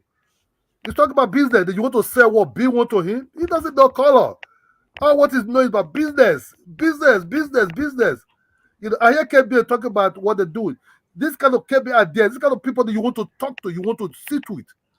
People that will help you. Kidola, I even had conversation with somebody behind the scene who, they're supposed to be in this B1 thing. They said they're about business. And I even, brought these ideas to them a while ago. I said, if you want to really make it, good investment would be in farming, but the guy thought that was a crazy idea. He thought that was a crazy idea. They just want to do Airbnb, as if there isn't enough, homes And to illegally rent. too. See, if I sit with KBM, right? Because I listen good to his business talk. I was listening to him very, very attentively. I would know what to gain out of his own ideas. I will not go nowhere. I will put him down. If he like to drink a Guinness or whatever he want to drink, I will sit down with him, right? Right. I will listen to this man for a very long time. Take some. Let's just have some drink. Let's just sit. Then I will be asking him questions. Because when he was speaking, man was very interested in my ear. Yes. See, Kidola, these are the type of people. If I would love to have conversation with, sit down conversation. That's what I'm talking about. Not just you come over here, you want to sell us things that are. I'm not conscious. It's not even in my mind. I'm thinking about how to eat. I'm thinking about how to love people, but not by your based on your skin color. Their own Martin Luther King said it. These are what I want to be about. I don't care. Or instead of they say, oh, look at this place. This place is not even, it doesn't have this, it doesn't have that. But you are supposed to be a builder. So I'm just bringing this show so people can see, like, it's opportunity for you. It's in America, right? Yes. America is far more developed than Kenya, yes. But KB married to an African woman, yes. Have you ever said KB said, "Oh, my wife is dusty"? No, hell no. These are people who build. People that build there. People that build. People that have every. That's why I said white people are very adventurous. They will follow you to a place because they already have everything. What else do you want to entice them with? That's right. What? What they build skyscrapers, they build airplane. Have you ever seen the way the plane take off? You'll be surprised. You will start. You will not know when you wave that plane, bye bye aeroplane, how that plane would take off. So what I'm trying to say is this: with these smart people in Africa, not these people who are just coming to set trauma, cry. Africans are not buying into all this because it's not in their mind. Yeah. We don't hate anybody. We want business ideas. We want people who think fast, people who think something else. That's what that guy called Bumani was calling people devil. I said, how can you be calling people devil? He said, he banned me for he's a traitor. I said, Yeah. what was it about you, bro? You just say you're coming to Africa just to put your people in the pocket. No, those, look, all this, we can do is, some of the people, those of you that want to go on tourism and you want to support Gambian businesses, black business, because, we are directing you. Now you see, make sure when you get to Gambia, buy the Gambian made chocolate. The cocoa was raised in Gambia, showered by the Gambian rain, no other rain, but the Gambian water. I just want to make that clear. Wrapped up in the Gambia, everything from there. So support, go there and support this man. Okay. Let me give you an example. He's a Nigerian, right? His parents are from, his grandparents came from United States as a missionary. He's a businessman, very rich. The guy was eating in not a fancy restaurant in Nigeria. Even in Lagos, they call it buka. They call it what? Buka. They call it in Nigeria. We call it buka. Not kind of fancy, but it's okay. You understand? So the guy was eating his goat head and everything, right? Then he starts speaking broken English because most Nigerians who are coming, they know him. They know him. They start staying with him. But the guy's not even married to a Nigerian, but he's married to a Kenyan woman. The Nigerians say, "Oh, why do you want to marry a Kenyan woman?" No, that is the love of his life. That's what he loves. He loves his Kenyan wife, but he's a multimillionaire. Yeah. It's very funny. Hold on, let me read this. Shilani, thank you for the super chat. Shilani said, hello, Afridamus. There's something I was wondering. Why do some Africans have a problem with a white person, Middle Easterner or Asian living in Africa when their own people live in Europe, the Middle East and Asia? Isn't that hypocrisy? Absolutely. That's hypocrisy to the core. And I've seen that too. I never entertained that conversation with these losers. This is a loser mentality. Loser mentality. Oh man, look at that, the light-skinned Gambian man. How is he getting all the business? Sir, the man just came out here and gave us the scoop. He walked out to it. Yeah. I like to add something to that comment, actually. Yes. Because, I want you guys to add something to it. And Shilani, thank you for the $55 Canadian dollars. I appreciate that. Thank you much. Yeah, guys, chime in on that. So basically, the man in the video, basically his business is in the Gambia. None of that money is leaving to Lebanon, wherever his ancestors came from. Same thing with me and my wife's business. All the money that's generated that we keep for ourselves and what's going to our employees stays in Kenya 100%. So all this stuff about the wealth is being drained out of the country. A lot of these companies or people coming from other places into these countries, a lot of them, none of their money leaves that country. Absolutely. And Bantu Queen said something that's so funny. Some would say, he said they colonized the Gambian rain. Yeah, Bantu Queen. Yeah, the rainwater there. I just wanted to make sure they know the rainwater is not colonized. Okay. So, but let's bring in Foundational East African. Foundational East African, welcome to the Afridamus Report. Foundational, are you there? Yeah, hello, Afridamus. Can you hear me? Oh, yes, I can hear you. Foundational, did you get a chance to watch the documentary on the businessman here, the Gambian businessman? Yes, I got a chance. What's your take on it? What's your take on it? For me, I respect it because he's bringing, a business that's working to. But don't forget, he was born and raised there. He's third generation. His father was born there too. Does his skin color? Does the skin color matter to you? In Africa, nah, man, no, it don't matter. Thank you. North Thank you. Africa. Yeah. Yeah, as I was saying, yeah, I respect his hustle, man, because like you said as well, because I've lived in Gambia by myself even for three Oh, okay. years. You've lived there? Yeah, we have a small. I'm Somali. We have a small Somali community in the Gambia. Oh, yeah. You're right. There's Somali community there. You know. Yeah, so I've lived there, and so we even us we own like some petroleum companies, the Mall of Gambia as well. We Which own one? that as well. So Oh, the mall there. yeah, the mall there was built by us. Yeah, so in Tipper Oh, Village, and see, backwards. this is the type of business people I like talking to. See, foundational, you should definitely send me an email because you see, No, 100%, yes, 100%. because I'm all about enhancing, enhancing. And I think there's so many good things, we can do in that country. 100%. Gambia is the future as well, in my opinion, for that region, especially it's because of the size as well, and it can be developed very fast, and the people there they're willing. So Yes. yeah, man, there's no such thing as race in Gambia.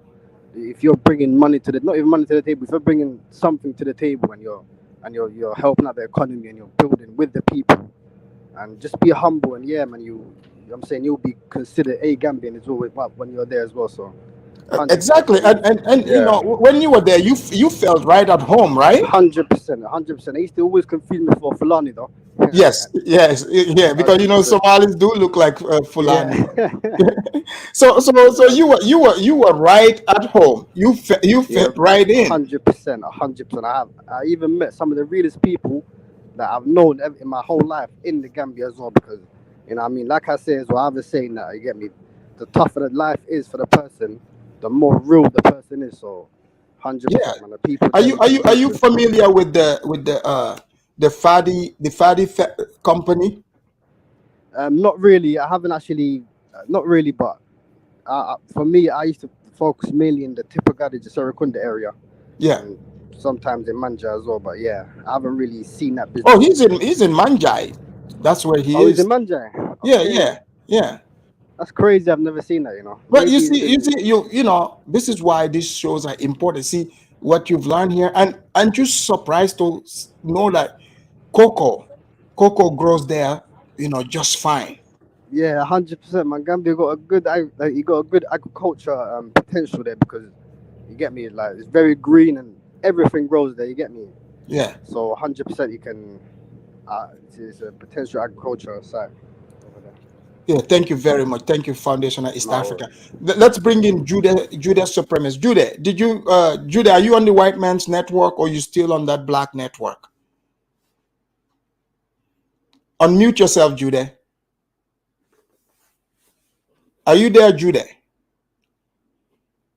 Let me go on for Judah. Yeah. Go ahead. I guess Judah is. I think the Foundation East Africa Somali. You see, the Somali company built a place called in one part of Lagos called Dolphy Estate.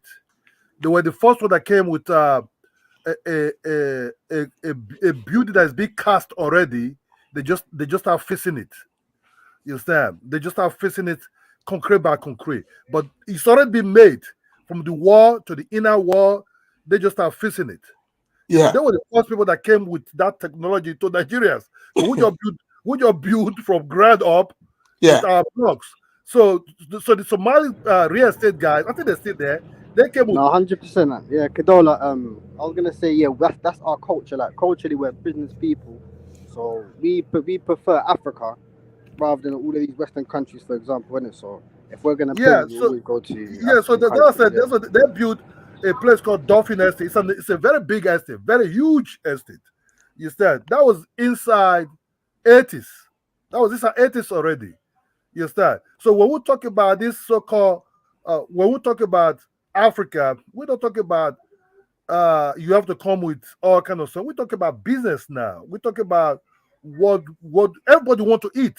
Everybody want to have something to do. Even if you live in America, you still want to survive. Absolutely. So you need an idea. You always have an idea what to make money from, as long as the business is genuine. That's just all. You don't need to have why you put welcome. No, man. You can tell me what. No, I live here. Don't tell me who I want to greet. I don't want to greet. Don't control my sense and who am I as a human being. You No, understand? you see, that's what I'm saying. Like, because for instance, you would see that there might be people, when people come online, they talk about, oh, we're the one, we're doing this and that, but you see, you don't even hear about that the Mall of the Gambia is owned by Somalis. You see, so there's a lot of different Africans there who are creating businesses and have businesses there, just like Foundational East African just came and laid it out for us here. You see? That's what I mean. That Gambia guy just gave me a very strong business ideas, very strong inspiration, and I'm not gonna lie to you. When KBN was speaking, man, that almost blew my mind off. I was like, Yeah. okay. Oh, really? Oh yeah. I was like, okay, this guy is KBM didn't even finish it. Don't let him. They didn't finish, Go ahead, KBM. KBM didn't even finish the part. But you could pick up his business interest a lot. His ideas. You can see he was having passion when he was talking about his business, what they're doing. These are things you pick. This okay. This guy have more to give. You said this kid just have a more to give. Kidola, somebody's mad at you. Kabiru is mad at you. He said you live in Lagos, but the Oba of Lagos getting robbed every day for eating cola nuts when he's not. Actually, that's pretty funny. Kabiru can be mean, but he's funny. I want Kabiru to come to Lagos. I come and say be what there, but Africa they will not drive him. Lebanese control. Lebanese have more investment in that so-called the new buildings. I forget it. It's a very rich area. You understand me? Who do you think is building a banana island? You understand? Come on, exactly. Also, even let me add on to that as well. Even in Gambia, I met a lot of Lebanese. They own a lot of restaurants. There's all sorts of businesses they own there. They've been living there for a lot of generations, and it's got to a point they've intermixed with the people. So there's no like issue between the Lebanese and the Africans. So if they try to come, like the FBAs try to come to Gambia or West African regions that the Lebanese are in and try do that type of talk, the people they'll just look at it as nonsense. So I'm saying I'll just advise them not to come with that colonizer mentality to Africa. Yeah, especially Gambia. Thank you, Kim, Andrew Kim. Eco Atlantics. If you come to Eco Atlantics, Lebanese have more investment there. Come and say B1 to Oba of Lagos if he will not chase you out. Or Pan-Africanism, wherever you want to say to him there. Zongo, look at what Zongo wrote. Zongo hit the link. Zongo said Afridamus, the Pan-Africans would say Ola is worshipping the ideas of his white master KBM. Of course. Of course. Of course. And also, he committed the crime of the century. He's married to a white woman. So be bad for life. and now you're talking. Now you're taking the ideas of your white master. No, let's be honest. Everybody wants to survive. Even the guy in Gambia is also trying to survive. Do you think he's sleeping? Do you think he just waiting for the money to come like that? No, he's just having his own business. Well, maybe they're thinking he got reparation from Gambia. Who knows? When his ancestors came there, Gambia would also develop as this. Right. I mean, like the bottom line is like what I want people to see is the opportunity. It's not about the skin color. Like, what can you offer? What services or what products? That's what business is. As a business person, you're supposed to be a problem solver.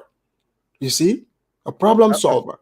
Afrodamus, that's what I said. If you come to the Yorubas are very, very open-minded people. They are very free spirit. The Yorubas will never judge you based on your skin color. That's why you see Lagos is thriving. That's what you see in most Yoruba land. They don't even care about if you're white or not, if you're not. No. They don't say these things there. That's why when Dennis came to that place, he just came not as even the citizens they have. He just came to meet a king who just feels sorry for him, right? So, this guy wants to come back home. That just saw. But if he would have sold Pan-Africanism to that king, that have been gone for a very long time. Yeah. You know what I'm saying? So their so-called tourism or Pan-Africanism will not work somewhere like Nigeria. You know what I mean? Well, I mean, it's not. I mean, only Ghana, but that's even. Igbo man will never even want to hear that nonsense out of your mouth. You know what I'm saying? So in a way, for the past years now, Nigeria slowly become a multi. What I say? Because if you even watch the Nigerian national team, you could see that you could count how many 6 or 7 mixed guys are playing in that team. Right. Yeah. Yes, I've seen that. That their fathers are Nigerians, but their mothers are Americans, Germans, Dutch, and everything. If you check the Nigerian basketball team, nearly all those mixed kids, their mothers are Americans. About 8. Yeah. So what I'm trying to tell you is that we don't really give a hoot about. See, Kidola, today is Sunday, and you just said this. So you are going to be this, in the Pan-African headlines today. No. The truth is, you learn from people that are already there. People that have, you cannot know. The Dutch will said, you keep on, you stay. There's a phrase Dutch people use that my wife will say, you in English they say you keep on learning. Right. So you keep on learning. And Kidola, that's the thing. Like, for instance, this video alone, how many people are going to see this, and how many people is he going to inspire? You see, there's a saying, all of us were one time blind men on the side of the road. And you need somebody to hold your hand and cross you to the other side of the road. Then you walk on, right? So that's what this type of stories are all about. It's not about ego whatsoever. See, like Foundational East African, you are there, in Gambia, you've lived there.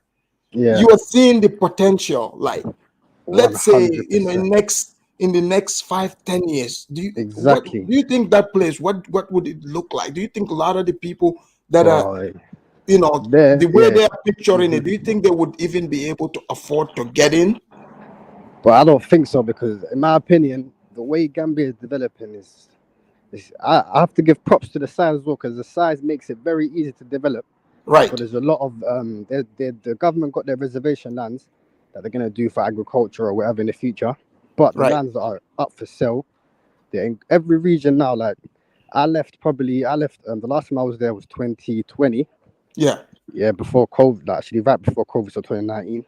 And then what's it called? Ever since, like now when I see videos of it and just see like what's it called? I call some people and they show me about it, they tell me what's new. It shocks me because the way it's developing, all these businesses are popping up out of nowhere. You get me? It's going to develop very fast. So it's either they get in now or they're going to miss out, man. Absolutely. KBM, are you there, KBM? Yeah. KBM, are you? Did you hear what Foundational East African say? Are you surprised or even ever heard, the Pan-Africans even mention that there's even Somalis in Gambia who are doing their business there, and big time business, because it's the mall, you can't miss it. No, not at all. And if you can correct me if I'm wrong, Foundational East African, don't Somalis go to quite a few different countries and actually build up malls? Is that like a thing? Okay, yes, okay. Exactly. Even in Ethiopia recently, they opened up the biggest mall in East Africa, I think so. Oh, yeah, isn't that Kenya, right? Yeah, Kenya as well. Yeah, the Kenya as well. Yeah, that's a nice one. See, Foundational. See, that's the type of mall I'm talking about. Even in Gambia, imagine that there. That exactly. And right? that mall there in Gambia, Afrodamus, has provided, I think, it's a lot because we've still been doing construction. 220 shops for Gambians to rent out, and they've been all rented out. So what? That means business is good. Yeah, business is good, and the people there, you get me, they have opportunity, and that's all that matters, man. At the end of Absolutely. The day, Sorry, go ahead, KBM. Now, I brought that up because there's a huge mall in the Somali community in Nairobi, Eastleigh, and I've been there. And it's just massive. It's one of the older buildings, but kind of from like that experience, and then working with some Somalis in Alaska in the fishing industry. They started talking about construction places, building malls and stuff like that. And also foundational East Africa. And some of the Somalis I was speaking to in Alaska, and this is like 2013, since Mogadishu is being built up, and I've seen some stuff lately that's really being built up now. And with the fishing industry there, basically there's some very modern refrigeration facilities at the places that we're working at. And I was like thinking, you know what, with all the big fishing industry that you have there, if you develop like a refrigeration system there, you can sell out throughout East Africa, all the tuna that's being caught and other things. And also Asia, like Korea, they will come in, because we had this one Korean guy that distribute in South Korea. And what he did is he put down $1 million for all the crab that we got in. So he bought $1 million of it, and he was there to make sure that all of it was packaged correctly, because we had a certain way we packed the legs in. It just had a design, and he wanted everything to be perfect. So he was overseeing his investment. And I was like thinking, man, and there's a lot of Somalis working on that line with me. And I was like thinking, man, take this, whatever we got here and put it over there, because you guys would kill it. 100%. That's what I say, because even the tuna we sell in Somalia, we sell it for like 40 quid, the big tuna, when it goes for like 200, 300 plus quid. So you get me, even if we what's it called, started doing that. But the main reason why Somalia right now isn't doing nothing with all that coast is because of the tension, the civil war, and all that, the tribal bullshit we have there. Because we've got a lot of Western powers as well keeping the government from doing a lot of reforms and start investing, doing all of that, because you get me, because of the Al-Shabaab and all of that. So in my opinion, that's the reason why a lot of us Somalis went to other African countries and started making that businesses there, because we thought of it as if we done this in Somalia, would the Al-Shabaab blow it up? Would they take it over? You know what I mean? Would people civil war just break out again? You know what I mean? So it was, but there's a alternative to that. Have you ever heard of catch and process boats? no. I've actually worked on one with the American fishing company out of Seattle. And basically what we did, they caught the fish, they threw it down in basically the bow of the boat where we were, and we cut it all up and everything, sent it down to the freezer, froze it, packaged it, and then we delivered it when we got to shore. So somebody, if they got that idea, they could do that, and they could keep their boat on the water the whole time. 100%. Hopefully, man. That's hopefully. Yeah, I mean, it's definitely great, I'm glad, Foundation East African, you called in. Like you said, it's the same thing like with the Lebanese, right? Because of how unstable it was, the wars and stuff, it pushed them to go out and see, what's out there in the world. And you're seeing what they are doing with it, Exactly. You guys are doing the same thing, like you're using the opportunity to be great. And that's what it's all about. Yeah. That's what it's all about. Yeah. Yeah, because it's like, you would have several homes everywhere, Exactly. And Yeah, also, you have homes everywhere. The things you're talking about earlier as well, about these people, like these, and I'm saying FBA coming over and bringing this different mentality to Gambia. Yeah, race I don't really stuff. see as I don't really see as an issue, because the Gambian people, they really know, they know what these people are, this mentality, and even if they were to speak to them like that, I mean, they'll just look at them like, boy, I'm saying, look at this privileged person. So at the end of the day, see, foundational. Yeah. When I speak on it, people think, oh man, you just saying. When your average Gambian, you keep coming from the States or the UK, you talking that kind of talk. Like, how are they gonna look at you, right? Boy, they're just gonna look at you like, this person here, and they're privileged. You understand? So at the end of the day, I don't think they're gonna fall prey to that. The Gambians out, they'll know how to handle these people, But I don't know about Ghana, because I haven't been to Ghana, but I see Ghana's having a little problem with them as well. Yeah, well, we're gonna be needing more cocoa seeds from Ghana, so we can plant them in Gambia. Zongo, facilitate that, okay? We would make sure we send our. I wonder African if they were to come to Somalia with that mentality, what would happen? Because boy, I don't think they'll even dare. I don't think they'll go to Somalia. No, You know, invite them over. Come over, we invite them. well, hey, Pan Africans, are you hearing this? The gates are wide open for you to come to Somalia. Business is open. You know, it's in Africa. Since you guys are looking for action between you and the white man, guess what? Somalia is open. Djibouti is next door. The white people are around, so you would get the Exactly. opportunity.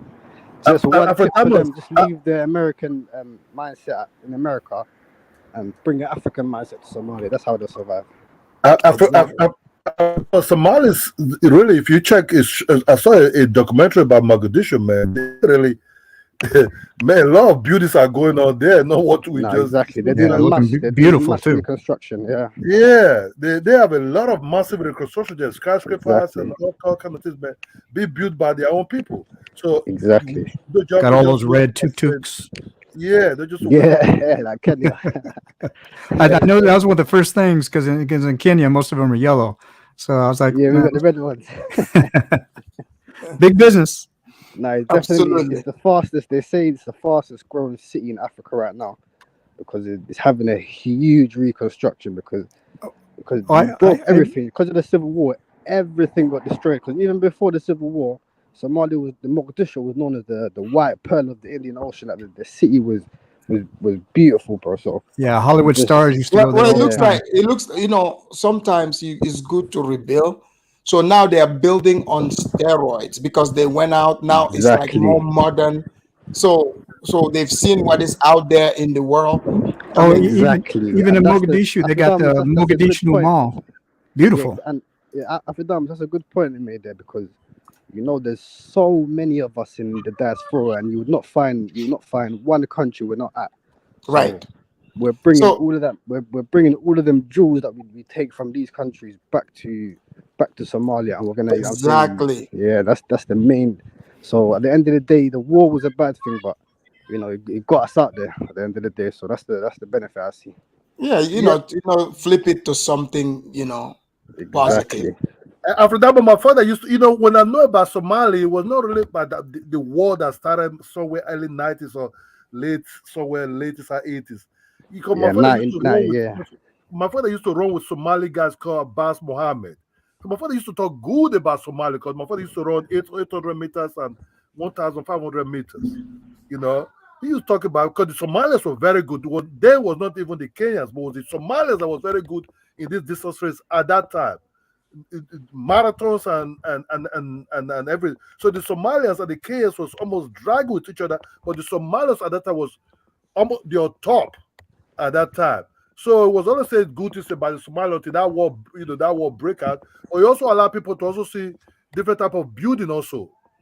Because if that war did break out, I don't think Somali real estate, bourgeoisies that came to Nigeria and they have I think they're still there up to today.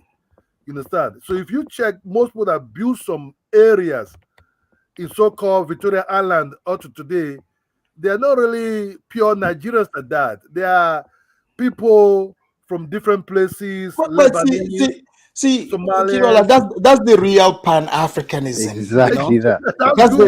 That's the real Pan-Africanism. So what I'm trying to say is, when you hear people say, "Oh, only you cannot just build your whole country. You need other people to help you to also." Of course, To exactly also that. do the same thing. You start. So what I'm saying, people that build Victoria Island, so these buildings you see in there, these are people expertise, and Somalis among those group also. The Lebanese also among those group also. The Nigerians was also among this group also. The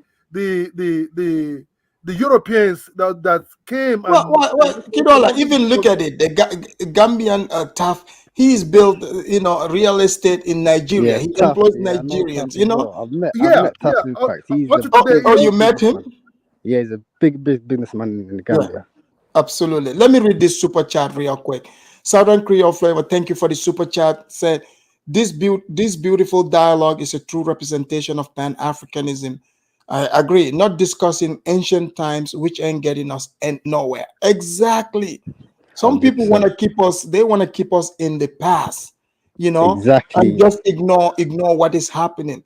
You know, Because you know, people. Afridamus, even this is so crazy. Because you know, when I was growing up, even in because I'm born in London, grew up in London, you know. So when I was growing in primary school, secondary school, there's something called a Black History Month. You probably got it in the States Oh as yeah, well. yeah. And I then heard even UK, they got their, you know, Black history. It looks like they do it to inspire them to, you know, like the blacks in America are their daddies. But continue.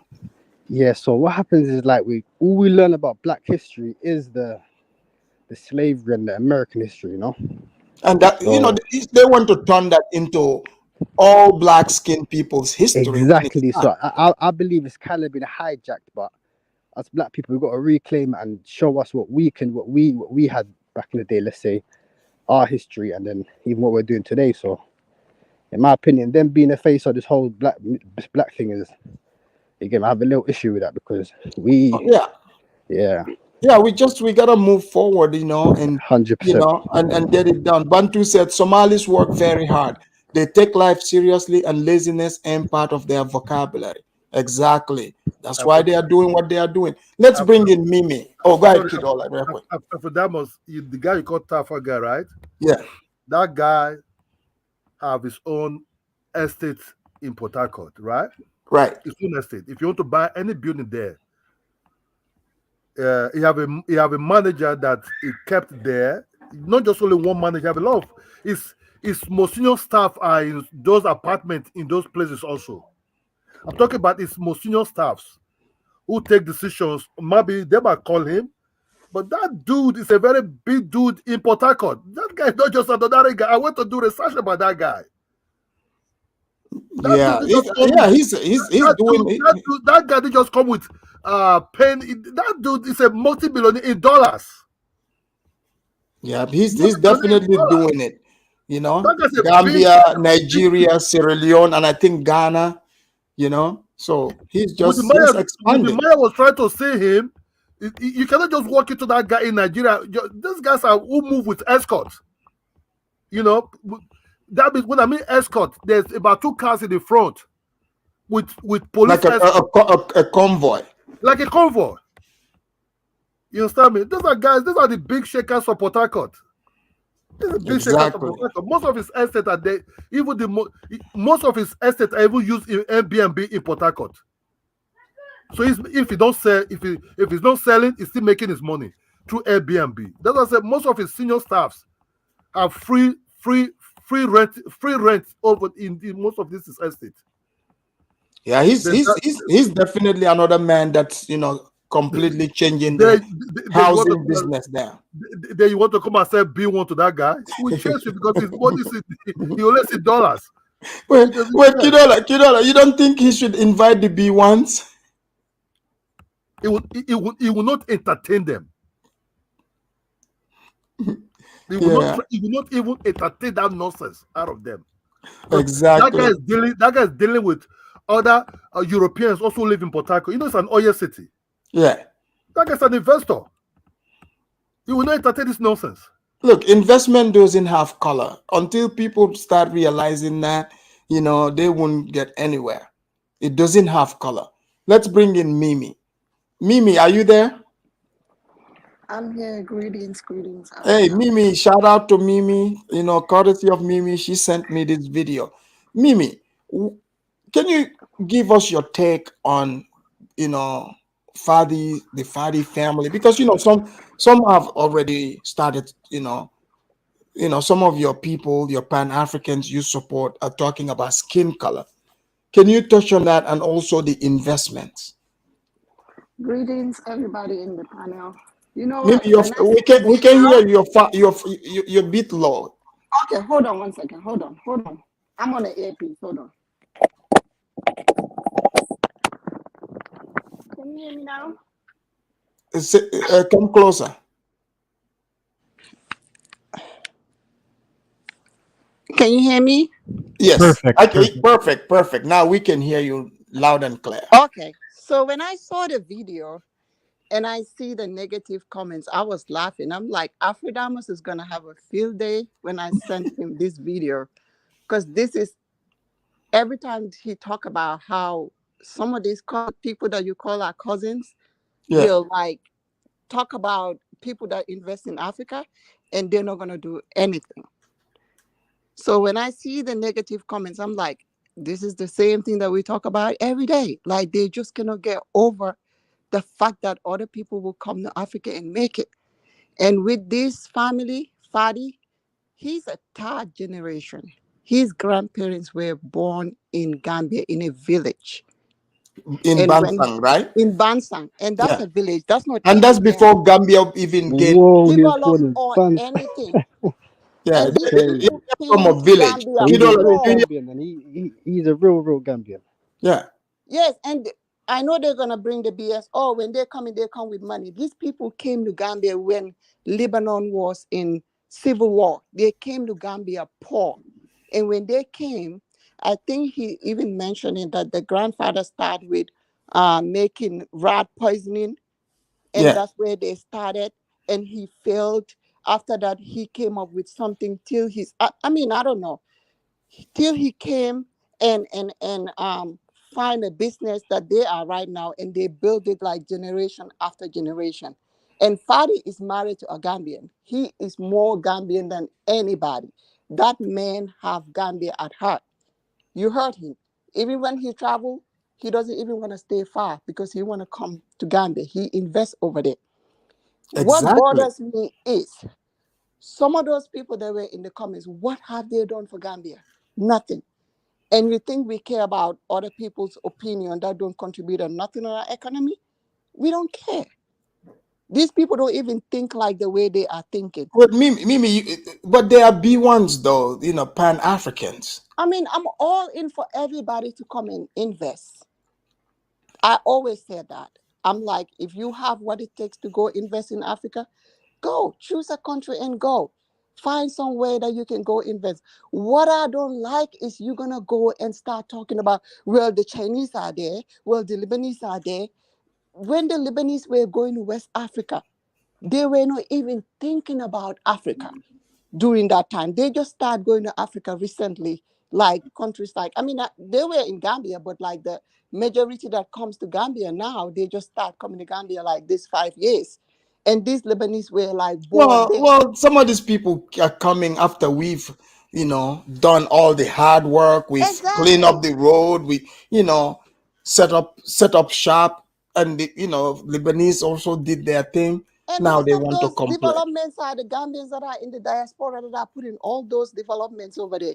And another thing that I want to say, I mean, like, like, I'll come back to that. I forget what I was going to say about the Lebanese that are in Gambia with their kids. And some of them, like, will talk about the Lebanese and some Well, YouTubers, and then you have your kids dating a Lebanese kid. I'm like, you are against white people, but I don't even bring that. But I'm like, the hypocrisy, I don't like this kind of hypocrisy. I'm an honest person. Don't be right. like on your channel talking about other people that are there and then download your I mean, I know you don't have control with your kids and all that, but like I'm just not understanding. 86 Lions said something that's funny. He said, not gonna ask if the Gambian chocolate is bushmeat flavor before he tries it. Exactly. They be sitting over there and talk about our dusty country, but if somebody is like investing over there, they have a problem. And okay, Yeah, let me talk but about what this. is it about? Is always just the negativity. I don't know. These They great just want these to put great us in things a are negative happening, light, right? but you will not see them with any kind of investment. Anything I see is kind of negative. And I want to talk about this. When they said, oh, Gambians be aware, because I was in the comment and like reading some of the comments say, Gambians be way aware. Soon you guys are going to be like Egypt. So why don't a black Gambian have those businesses? Like Gano, that person highlighted most Gambians that are doing good, people like Mohamed Jah. Mohamed Jah have I'm more going to do businesses a show on them. and he is richer than Fadi. Mohamed Jah have more businesses than Fadi. Mohamed Jah have like 50% shareholder on Ajib Bank or And 53%. also he's, you know, the And gas stations, gas the station, the cement cement, the factory. biggest seller phone in company in Gambia, he owns it and he is Gambian. So I don't know what they're talking about. He showcased Taft. Taft is a big real estate mogul. So he just focused one. Lebanese, who is like a generation. His grandparents were born in Gambia, so they're gonna come with the BS, and all of them watch the other Gambians because those videos have more views. Those videos have like 100K views, and those are Gambians. This is the first time No, they but, showcase but the Lebanese man is Gambians. Gambian. He was born Yeah, there, no, he was born there. I'm not taking born that and out of raised. him. I'm not even taking that out of him. Fadi have Gambia had that most Gambians that are like indigenous in that country. Fadi have Gambia had more than them. Look, if Richard Delazol is black, he is black too. That's all I gotta say on that one. Yeah, I mean, for now, that's all I gotta say. I mean, Thank you, like, Mimi. Let's bring they in just Zongo. Zongo. Zongo native. Zongo, are you there? Yeah, can you hear me? I'm over Yes. here. Zongo. So Zongo, I don't know if you caught this story, but of this amazing entrepreneur who is utilizing cocoa, turning it into made in Gambia chocolate. He said it was a Ghanaian friend that gave him the cocoa seeds. He planted it in Gambia, and now you see, in the rest is history. We are sitting here talking about it. So I'm getting very inspired about this cocoa thing. And also, Zongo, do you want to add on, since your Pan-African friends who also want to invest, do you think they'll be able to invest at this level, do business at this level? Well, Afdamas, greetings to you. Can you hear me clearly? Loud and clear. Greetings to you, greetings to everyone on the panel, and greetings to the chat. Well, I missed like great portion of your show because today was Sunday, great weather. I went outside to play soccer. I just came back home. Oh, Uh, no worries. I don't think they do have the special skills and qualification to do those No, kind of but investment. planting cocoa and just letting it grow and then waiting it and harvest it, that shouldn't be hard. And turn it I, into chocolate. I mean, Afdamas, like these Pan Africans who reside in the U.S., right? Their ancestors were the ones who were part of the plantation for several years. The ones you see in America currently, they haven't gone through those like struggles that the ancestors went through. So they don't know how to plan those stuff. They don't know how to engage in large scale plantational farming, and livestock and other stuff like that. I don't think they can be able to do it because if you look at the kind of skills when they go to Africa, the kind of like business ventures they engage in is tourism business, Airbnb, businesses that doesn't require any special skills.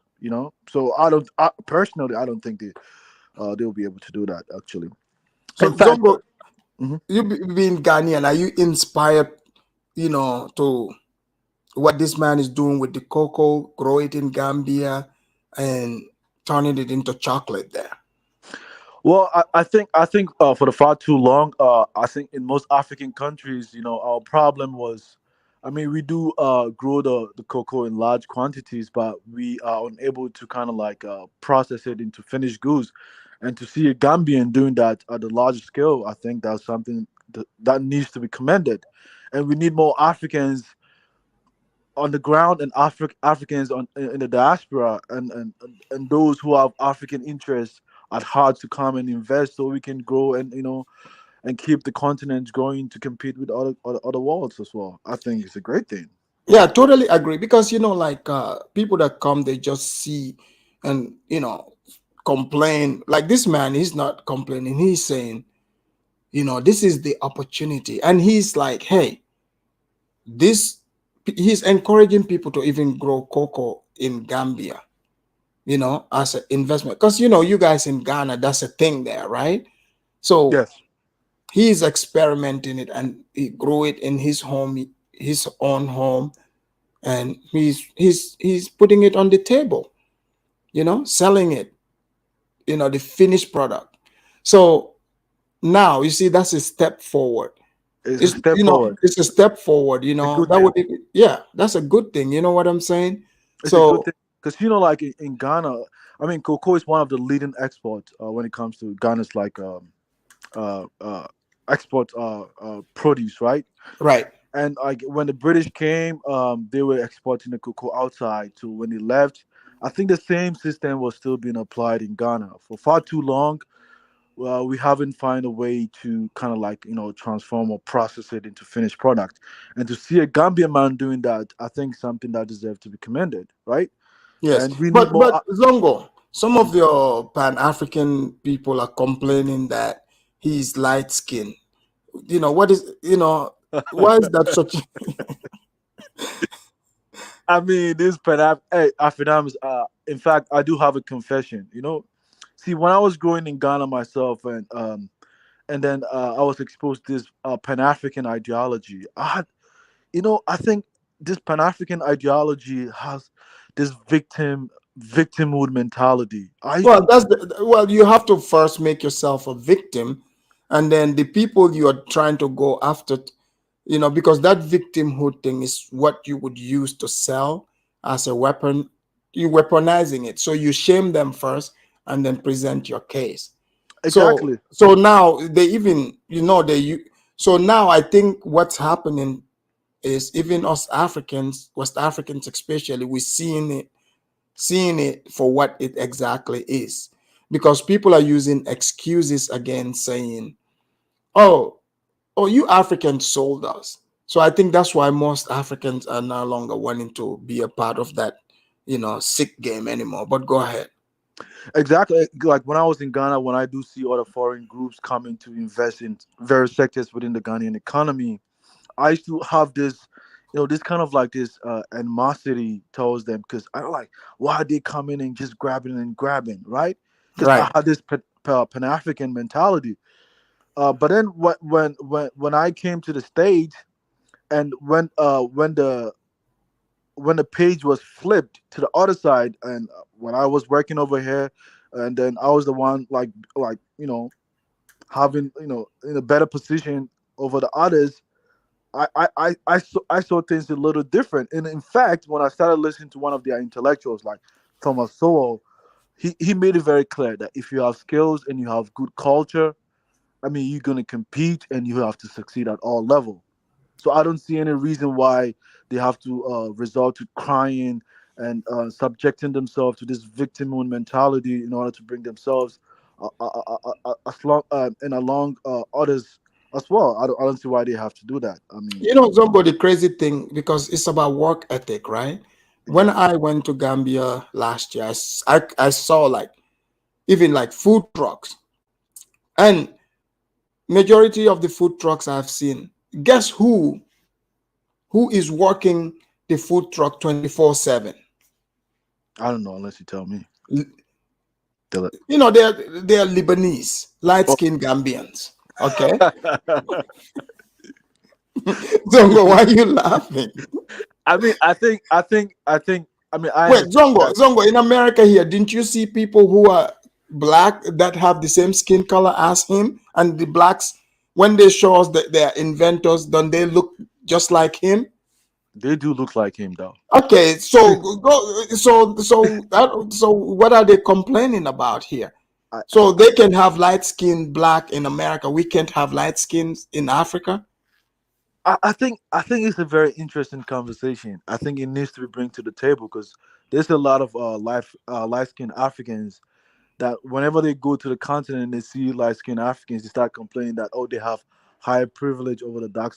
I mean, I think there's something wrong with the psyche of this, bloods or these Pan Africans that they are too much infatuated or obsessed with this race and colorism that when they go to Africa, they have to resort to just colorism in order to make their judgment.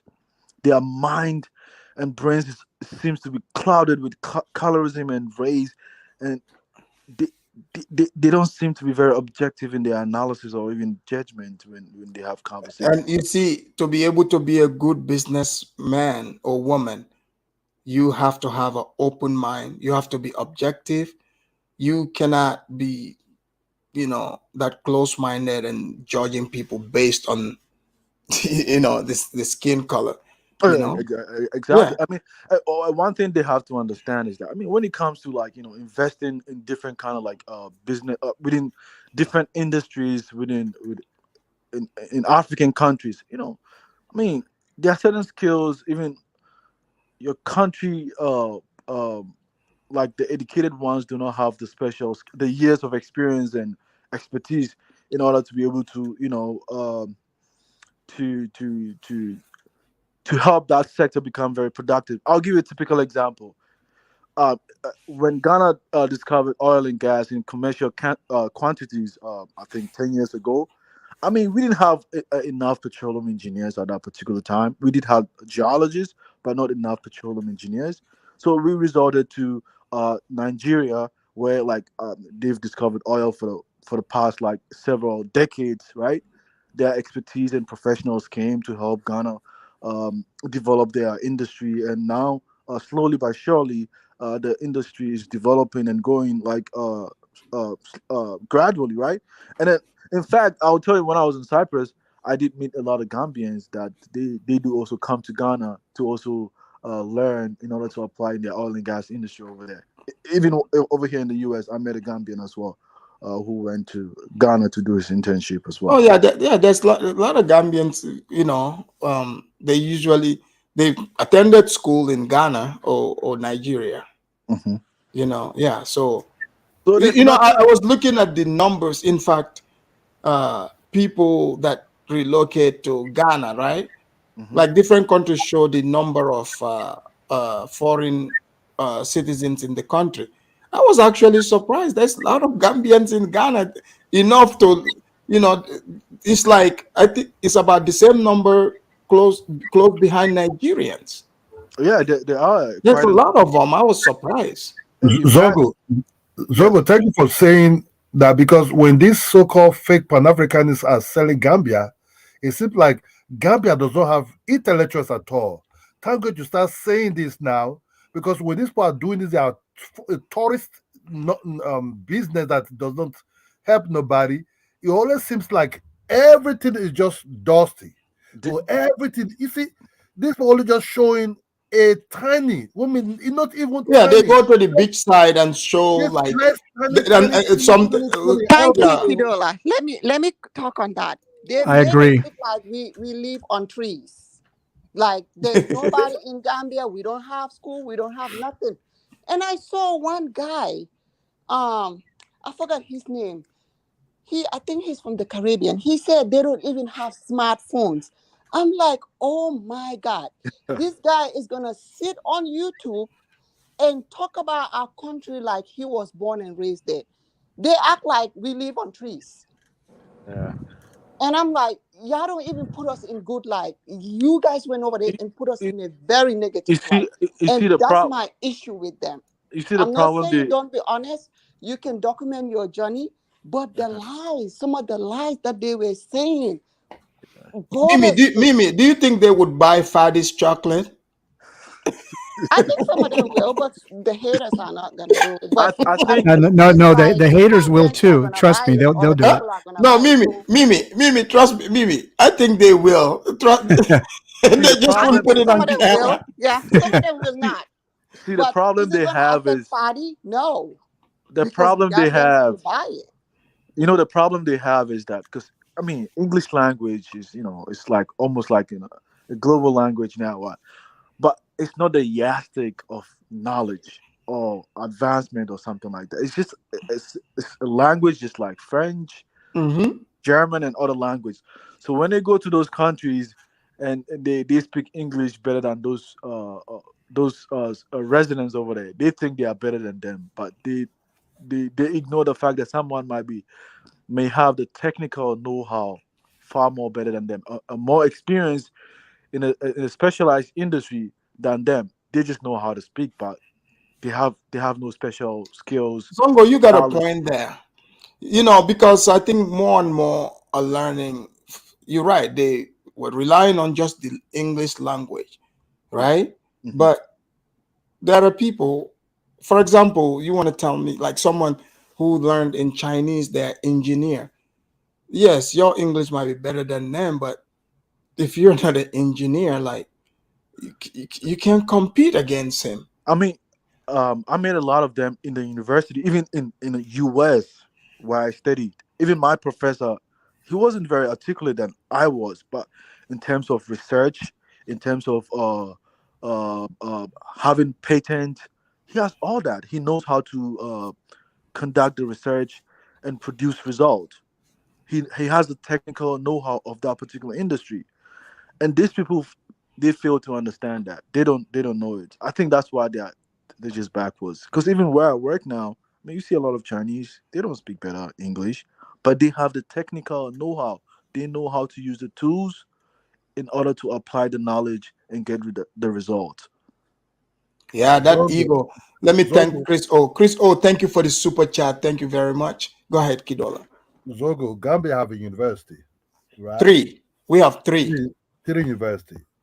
Gambia, I've been hearing about Gambia even when I was in Nigeria. So Gambia, there's a lot of Nigerians who work in Gambia universities. You know what I'm saying? So it's not just about they portrayed Gambia. I understand they want to shame people, they want to insult people. Gambia is like any other African country, Oh, yeah, exactly. whereby you have the rich and the poor. So they're not different. They're not different. But the truth is, the way they want to sell these so-called tourism people, you see, Afro-Damos have destroyed them. That's why they're pissed. I understand, but mind is pissed because Afro-Damos brought us this interesting type of human being he is, and the lowly color. Oh yeah, the Liberian ambassador. Yeah. So what I'm trying to say is this: Africa should not allow these people, because now they're coming, right? Don't allow people. Sooner or later, Africa will discover who they are anyway. I told them, I said, look, when Africa started knowing your true color, they will not stay to turn their back on you, because you cannot destroy their mind. They're not going to give you that space. Exactly. Because we look, Ghana and Nigeria, we are like brothers and sisters at each other's neck, but still we still love each other. That's not just truth. We still love each other. You understand? During this World Cup, I was supporting Ghana. My soul was supporting Ghana. That just the way it is. Africans, we don't keep things. So I hate you, calling people devil. Just because why? Why should you just be naming people devil just because you want to sell business? You have to go. That's terrible business. That's what I'm saying. It's like, a lot of these people, I'm trying to help them out. If you truly about business, well, this is what business looks like, opportunities. But if you have to come and insult people to make up story talking about making it seem like Gambians are hanging around the beachside waiting for white women, how do they miss on all these real businesses if they are there for business? And these businesses are right in front of their face. You can't miss it. It's everywhere. But And you they say remember, I would say that Lebanese man is the real African man. That Lebanese man is real Gambian. I know. do you remember even Memisa was like, oh, they don't even own those hotels? Because that's Yes. what they put in their minds, that Gambians cannot own nothing. And most of those hotels on the beach are owned by Gambians. But do they ever showcase it? No, they're not going to do that. They don't want to show the good side that Gambia have. They just want to Mimi, make why do you themselves. think that is? Like, what are they trying to sell? I get it, because they're trying to make themselves look good. But you can make yourself look good by putting somebody down or lying on them.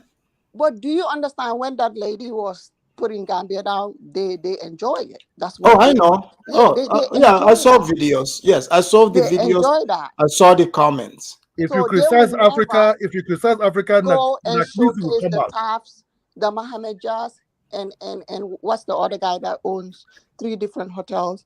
They will never show those people, and those people were there. But if Well, somebody else show them, some of them were even saying, "Oh, I don't even think they own it. Maybe a white guy is behind it." I'm like, for real? Y'all They're think they're, that they're is trying to create a faithful? story that's not even real. As Yeah, soon as they get there, I was like, when Wudamaya showed that, they were like, maybe a white guy is behind it, because I don't think that he can own 3 different hotels. I'm like, are you guys kidding me? Omar Jawara's family. And you remember, those people have like generation, they were like generation of hotels. You know that, Afridamus, because those are Soninkes. You know that they dominated the hotel industry in Gambia. And these people were sitting there talking about like, maybe they don't own it. It's a white guy behind it. I was like, I'm done with No, it. I've even seen one of you guys is popular, YouTubers that like to showcase Gambia. I've seen them when they were on their race lion spree, and they showed like a place, right? And I know, like, that's one of my relatives, my uncle directly, who owned the place. They showed the building and lied and said it was owned by white people. I'm telling you, Total lie. somebody was I like, knew the place, I knew the building, I know who owns it.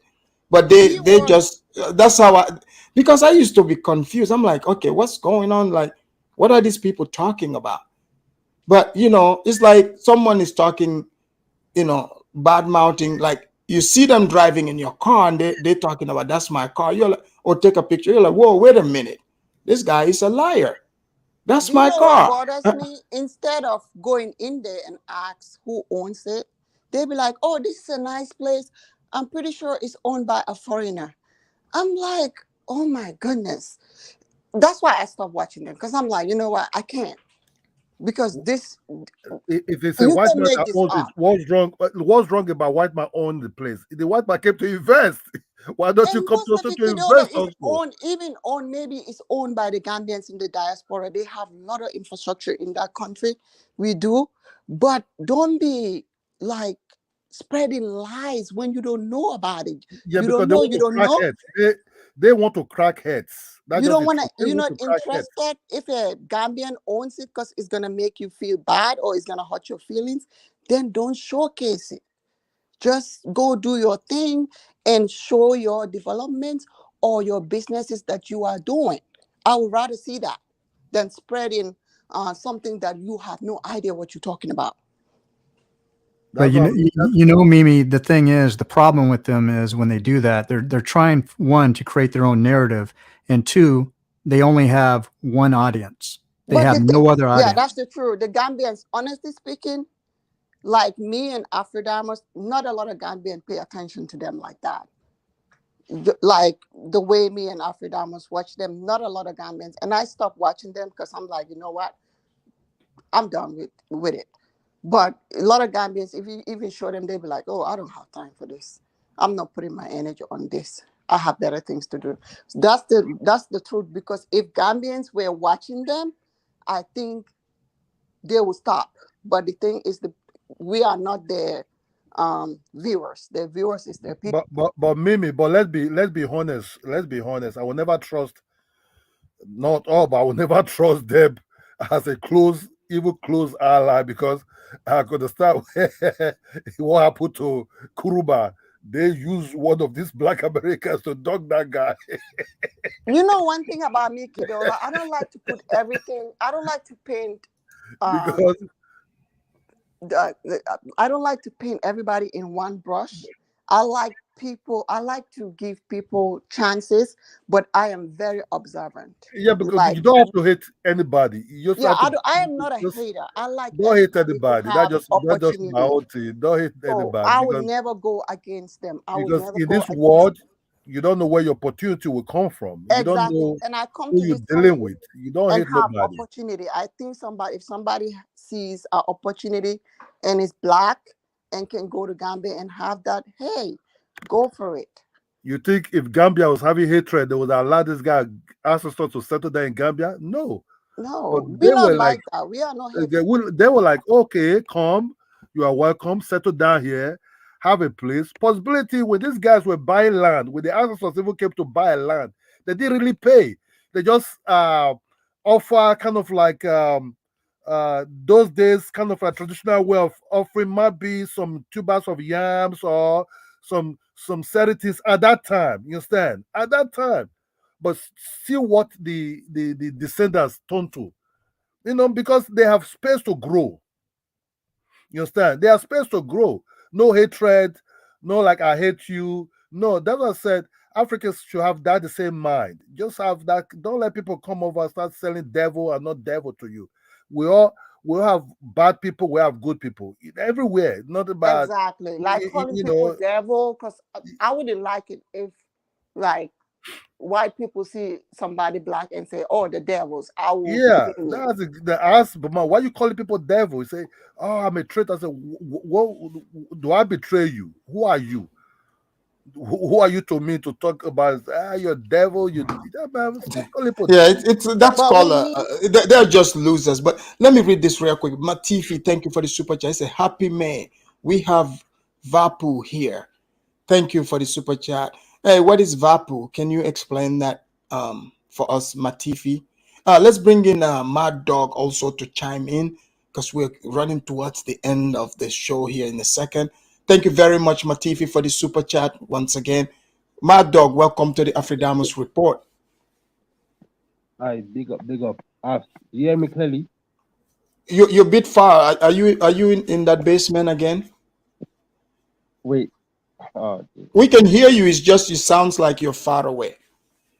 Okay, no, I'm talking straight to my phone, but I'm in a certain environment. No, okay, you're fine. Keep talking. Mad Dog, what do you think about like the the the the the video I'm showcasing the Gambian man who is changing the face of business, growing and manufacturing his own chocolate in Gambia. The cocoa is grown there and manufactured. I believe that man and whoever is invested or started that business deserve that glory, deserve that shine, deserve the success. Oh man, Mad Dog, now you are low again. Say again? We can't hear you. It sounds like you're mumbling. Am I clear now? Say something. I'll call back in a minute. Give me a minute. Now you're clear again. I don't know what you did. If you did move your head to the other side, but we heard you again. No. Okay, I'm clear now, yeah? Yeah. I'm gonna say this. Big up to that business. They absolutely deserve their prosperity and whatsoever. So Gambia is a very inheritable place in regards to business and business operations. You get what I'm saying? Yep. Any business that you want to go after that, so long as it fits into the scope of the business case within the country, Gambia is a very inheritable place when it comes to business. So I wish them utmost success in their business. And he was born and raised there, but some of your Pan-Africanist friends are saying, "Oh, how come he's a light skin?" I mean, they that's say the reason I called him. That's the reason I called him. Let me say this. Yeah. I don't think it's an evil when the Pan-Africanists say that, or when the pro-blacks say that. I don't think it's an evil at all. I'm going to tell you why they say that. Go this ahead. Is the reason. They say it because if you look at the Pan-African and pro-black channels and individuals of, let's say, their figures over the past decade or so, they have been very business oriented. For example, Dr. Umar Johnson, I think he's the greatest when it comes to internet business. He's a businessman. Of course, he's the greatest perpetuator. No, he's the greatest perpetuator of the idea that the Chinese are colonizing Africa. Mm-hmm. The white man is the Lebanese and all that. Is global. Is global ahead of every African and black group of people. You get what I'm saying? This is not an evil. This is a business strategy for the Pan-Africanists. You get what I'm saying? Because when you bother Pan-Africanists today, even myself as a Pan-Africanist, this is the problem and the issue, the challenge I have for Pan-Africanists. We can't get past this level where, like, you see other groups of people doing business and being successful in the continent, as we have our own people in the Western Hemisphere doing business and being successful. However, when you see other people being successful in business for the continent, it has to come down to be some kind of we have to be watchful or careful of this. It's not necessarily an evil. It's not like these guys hate any group of people, but it's a business strategy that's been underlined and founded within Pan-Africanism, where every other group of people that are not African on the continent of Africa doing their thing, you have to disparage them in order to prove our point that look, we are being oppressed or being economically dominated by other groups of people, even on our own continent. And because I heard you and some of the brothers and sisters on the panel saying having a conversation in the last few minutes about why do we have to about other people that are doing well on the continent. I just wanted to let you guys know that it's not an evil from the Pan-African perspective. It's just that certain brothers and sisters from the Pan-African They are not, sir. That's not business. What are they doing? they like to What perpetuate business that. are they doing? What business are they bringing that's gonna change anything in these countries? No, yeah, but you see, that's my frustration. The Pan Africans are not bringing any business in. Now there are other groups of people. So they are groups of people just that in the bring way. business in. But then they want to make it seem as if it's like a case where we are being dominated from a political and economic perspective. So that means they are not good for they are not good for that environment, because they're not really adding anything. Instead, they're just peddling, lies. I won't say that. I won't say that. I will say the ones that we've had, the Pan Africans and pro-black figures that we've had so far. I don't think they're bringing Mad Dog. Mad Dog, you're from Oyo City, right? You're from Delta area, right? Yeah. And maybe you might be Urubu or Usoko or something like that, right? Urubu, Shokisoko, yeah. Big up Okay, Delta, that's good. indigenous. You know the former richest man of Nigeria, Mike Ibru. Yeah, I know Mike Ibru. Yeah, it's your person, it's your people. Who do you know give Mike Ibru space to become one of the most richest guy one of the most richest Nigerian man? Let me say, as from even 60s, 70s, as from 50s, 60s, 70s to early 90s, they're still very rich, right? It was a British white guy who was shipping fish to Nigeria.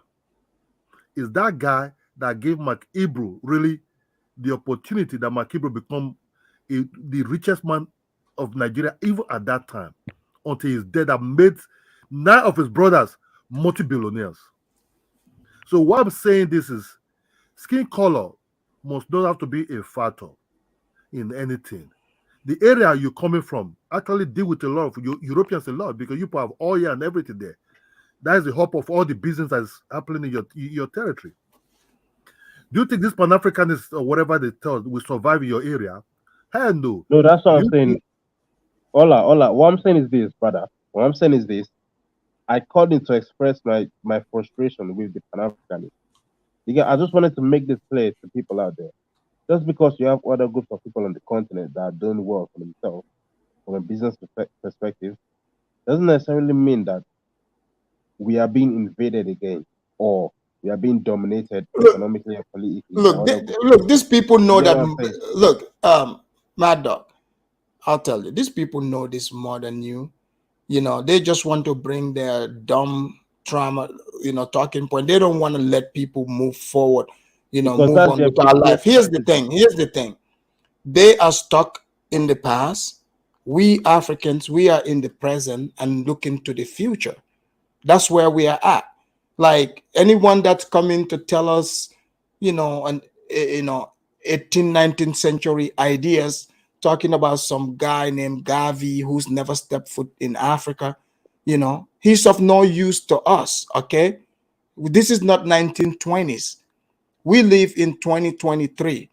We want to make our region, our countries great. That's what we want to do. We're not worried about all this, silly talk that they want to bring in. Sure, yeah, we can talk about history sometimes, but for how long? You know what I'm saying? How long? We can talk about it, but what about the present? What about the present? Who are Pan-Africans that Africans are holding? I mean, why should Africa hold talks with Pan-Africans anyway? I mean, why? What is the essence? Come on, man. What the heck are you talking about? What is the essence of doing that? For what? What are you getting from them? What are you getting? Just because people are black doesn't mean we have to work together, bro. Let me tell you, Judy, from a political perspective, from a socio-political perspective, Africans on the continent, continental Africans and diasporan Africans at some point, it will be to their political advantage if they have to make some sort of political. Who are diasporan African? Are you talking about African immigrants over here, or are you talking about? You know what I mean, brother. You were not born yesterday. You know what I mean.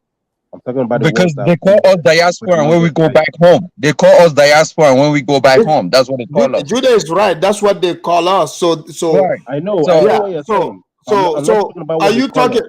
Wait, you talking about the Western blacks, the 23andMe Yes, ones? yes.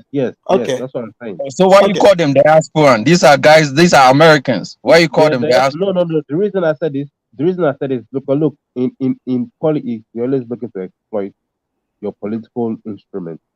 You get what I'm saying to you? No, he These just asked are you a what are we? these guys What are are a Africans political going to strength gain from it? and opportunity of us. But No, what they're are, a political opportunity. No, wait, hold on. like what? There is political opportunity for us to establish favorable businesses between ourselves and Western countries because they are indigenous to this country.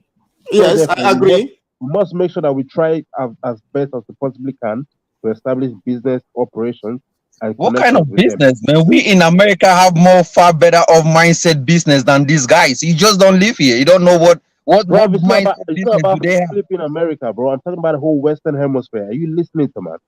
It's Come not on, about bro. America. I'm talking about the whole Western Hemisphere. You're talking about America, Why bro. is Judah so mad? What should a population of 1 point something billion Africans be depending on minorities around the world? Come on, man. No, you Your can't mindset depend is on way them. I did not say, Judy, I did not say depend on them. I say exploit them as a political instrument.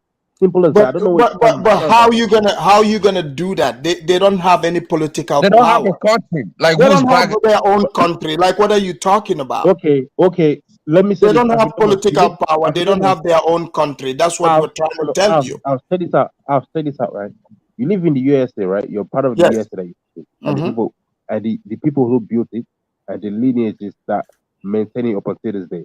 Let me You say this mean to you. you say the people that built it? You mean the white people? Yes, of course. That's what Okay. I mean. Now let me say Okay. this to you. You know them well that those group of people, that same group of people will not come to our aid as continental Africans. They will not help us build our continent.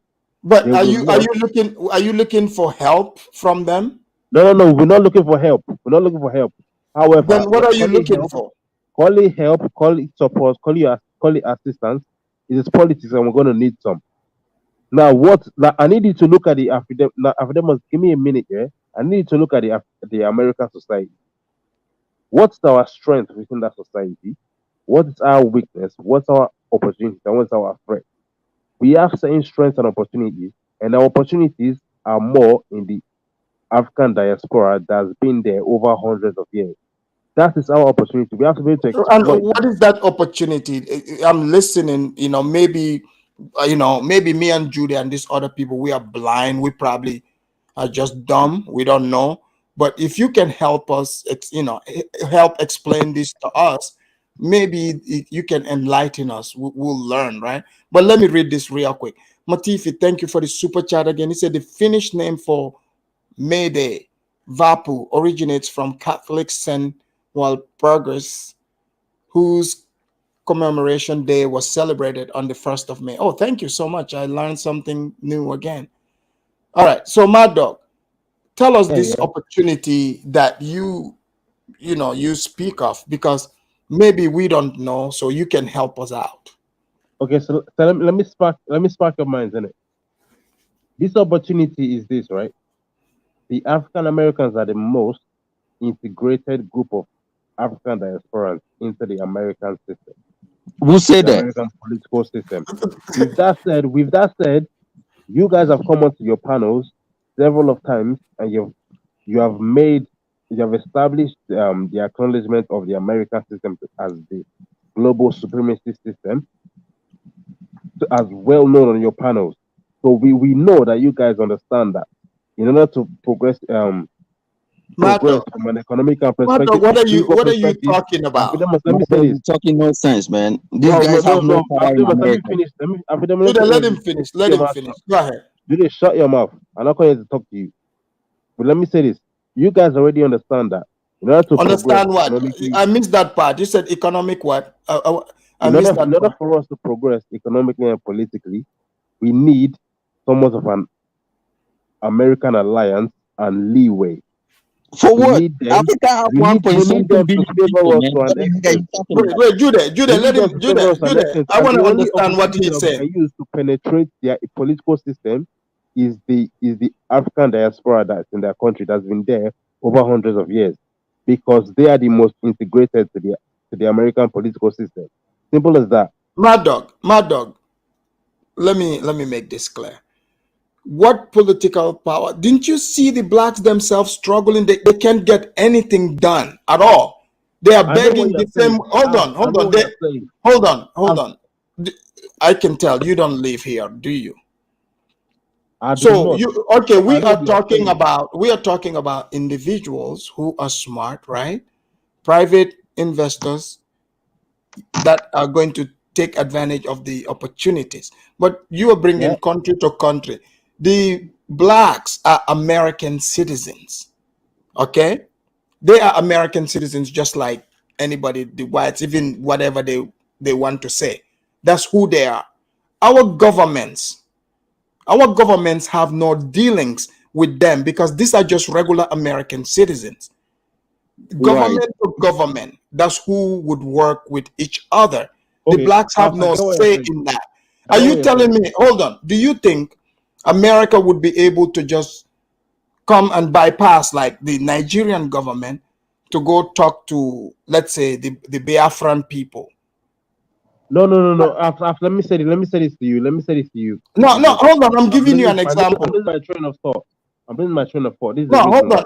Can you answer that? Are the okay? Is the people that call themselves they are Biafra? Are they Nigerians or their countries No, they are recognized as? Nigerians. Huh? As it stands, they are Nigerians. Isn't it? Okay, then No, and how then? Okay, wait. African So Americans how? are Americans as well. I Okay, know. so then, what are you talking about? Like What I am saying is this. they What are I am just saying. Americans, right? They are just No, regular what I am saying. Americans. Let me tell you what I'm talking about. Then, innit? What I'm saying is this, right? They are the most integrated group of people into the American political system. But And how is that really? How is that we relevant? can use to What is penetrate of that that system. important to us So Africans? African immigrants How like is that? Julia and yourself are Hold not. on. I got African you. immigrants are not as Hold integrated on. into the political systems like they are.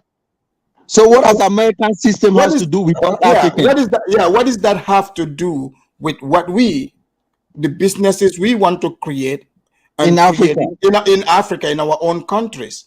What's that have to First do and foremost, let me with tell you what it has to do. Over the past few decades, African countries, when you say countries will negotiate business deal within themselves, African countries are not negotiating with America. They are No, I'm begging not America. talking about country. Let Let's that say can be me. chosen. Hold You on. can't negotiate when you No, beg you're them. confusing it. Hold on. I don't think you know in the topic. Let's say me. Let me give you an example, right? Let's say me. Let's say I want to go to Gambia, grow cocoa, make chocolate, on my own land, right? That's what I want to do. Invest. Yeah. And so what does this have to do with the blacks or the American government? What does it have to do with them? It doesn't have anything to do with them. That's my point. Until no, but that's another context though. That's another context. But no. When you're speaking about an economic and political progression of a group of African countries moving together as a unit, you're going to have Mad to go Dog, to America. nobody's Because then nobody's equality. talking about that. That's not what we are talking about here. I don't think you're with the topic. You're Even getting if us off topic. Africans on the continent are moving together, what is that? What Yeah, does that compare yeah, African Americans in that America? have So nothing. you're That trying have to tell me that Right? okay, it's Julian Alf. Let me say this. You Mad guys are trying to tell me that. Mad Dog. Here's how the world works. Despite what you want to believe, Dr. Umar and these people can say what they want. You are buying into just a broken eggshell. It's not Brother, I'm not buying it. Hold on. Let me tell you. Let me finish. Hold on. Let me finish. I'm not buying Hold on. shit, man. Okay. You are Even the talking. Dr. Umar does You're not own businesses. talking about political power, right? Yeah. Political power. What political power do the blacks have? What did Obama even do for your Africa? Yeah. Power. They had hold on. We had a black quote unquote president, half Kenyan, right? Brother, What did he what I'm saying is offer? this, right? What did he offer Africa? Hold on. What did he offer even his native land where his father Get came right. from? Get What get did right. he? That's all. Okay, so You got then no, but what are bruv, you what I'm saying talking is this. about? Bruv, what I'm saying is this, right? It's not necessarily about what they have to offer. I'm saying about the potential group of people that we can use to penetrate that system. Because if you want But to how go are to you an gonna African use them? country, I do not Judah, care. I do not Judah, care. let him First talk. of all, Judah, let me say this. Let me say this. I let do him not care talk. what country you are on the continent of Africa. I do not care. If you have to But Mad Dog, politically, here's no, Mad Dog. I'm let me asking say you, this, Mad please. Dog, hold on, If you Mad have Dog, to politically and hold economically on. progress, I'm you're Mad going Dog. to need somewhat of a Hold on, consensus with Mad the Dog. You're USA. talking all over the place, Those right? people are the only people that we can No, okay. opportune to Now, do that. what you are saying is literally okay. If it's about looking for political alliance, right? Right? Yeah. Don't you think you would look for someone that there's going to be difference? They will be able to make difference in your political life. Isn't that what you'll be looking for? And yeah, the African Americans can make that difference as well. Okay, now what is the difference they're going to make? How can they even make a difference when they don't own a country? They are Let I'll him tell you why they can make that difference. let him talk. Let the man talk. Let's hear him. Maybe he's gonna bring us new information. Maybe I there can tell was you the some. difference that they can Maybe in the last few hours we've been here, maybe things have changed. We were not aware. But go ahead, tell us, Mad Dog. I can tell you the difference that they can bring. The difference that they can bring is that they are the most integrated group of Black and African people. What does their integration has to do with us Africans? Shut your fucking mouth, bro. Shut your mouth. Guys, hey, hold on. Don't. Okay. So okay, they are integrated in the American society, right? Is it in America? Hold on. Not society. Hold on. Political system. But that is the American society. The American political parliamentary system. Mad Dog, I am very integrated in the American political system. I'm not talking about you. You're not a politician. You're not a politician. I said what did your politician Obama do to Africa? What the heck are you talking about? Let me ask this because I'm kind of confused. Does Mad Dog think? Yeah. Is Mad Dog thinking that because they're Black and American in politics that they would make good politicians in Africa? Is that what you're trying to say? No, that's not what I'm saying. Let me say this to you. What I'm saying is that they, whether you like it or not, they are the most integrated people into the American. But you're not explaining that. Hold on. No. I'm answering the man's That doesn't make any sense. That doesn't make sense. Okay, they are integrated in America. Again, hold on. Guys, Mad Dog, I'll give you one more opportunity to answer this question, then we will move on, right? They are integrated in American system. I'll repeat this. Fine. Political system. Okay, what does this have to do with? I think he's trying to use them to overthrow the white America. That's what his point. To do what? No, it's not overthrow. It's not overthrow. It's not overthrow. Then what are you talking about? What I said is that there is an opportunity with them, and if we are to penetrate that American political parliamentary system to our benefit, they are going to be the wait. How are you going to what in the world? Judah, hold on. Mad Dog, we don't have a parliamentary system here in America. Just FYI. Exactly. Hold on. Hold on. Don't let the internet fool you. Wait. Hold on. Don't let the internet fool you. If what you're saying, let's say, is true, right? If the Blacks have such influence, how come they cannot get them, even real politicians to talk about the reparation? How come they can't even? Let me tell you why they can't. Because over the course of their existence within the American political system, not the ordinary society, talking about the political system, they have not been empowered by any other group of people but than the American government. If any other government money. Okay, wait a minute. Mad Dog. Maybe. Okay. Hey, sorry, Mad Dog. Honestly, I'm not trying to be rude, but you have no idea what the hell you're talking I about. think Exactly. what Like he's you saying, literally, It's guys. not you're about not just, having no idea. no, you're just It's not babbling about at not this having no point. idea. I've asked you time and time again because I'm trying to understand if you even understand how America even works. You know, Let me you tell you, Abs, let you me tell you this, clearly don't right? have a clue about how Let America me tell you this, is. Abs, let me tell you this, right? I've spent more time than I meant to spend when I came on at first. Okay, First, but big up to you just for to having me. humor you, hold Big on, up to you just for having to me on here. Big up thank to you you. for having me on. But I'm gonna say this, yeah. I think Uh, you guys don't have a clue what I'm saying because what I'm saying is something that you're not privy to. It's an You information that make you're not no privy sense, man. You live in can Can we London. save it for You want another to help show? us out. yeah, Let's save yeah. it for Bruv, another bruv, Yeah, show. he's off topic. Hold on, Mad Dog, you're off Can I topic. say Hold something, on, Afrodamus? Mad No, Dog, no, you're off no, no, no. topic. Mimi. Let me say this. I'm gonna No, go on after. Mad Let Dog, me say this. you've said a lot No, because but we I'm are gonna No, today. say this is you what guys Mad have you no Dog, know clue why what I'm I'm talking so about because scared I'm trying with to these be politically Pan-African creative channels hold with on, what because Mad Dog, you you are understand.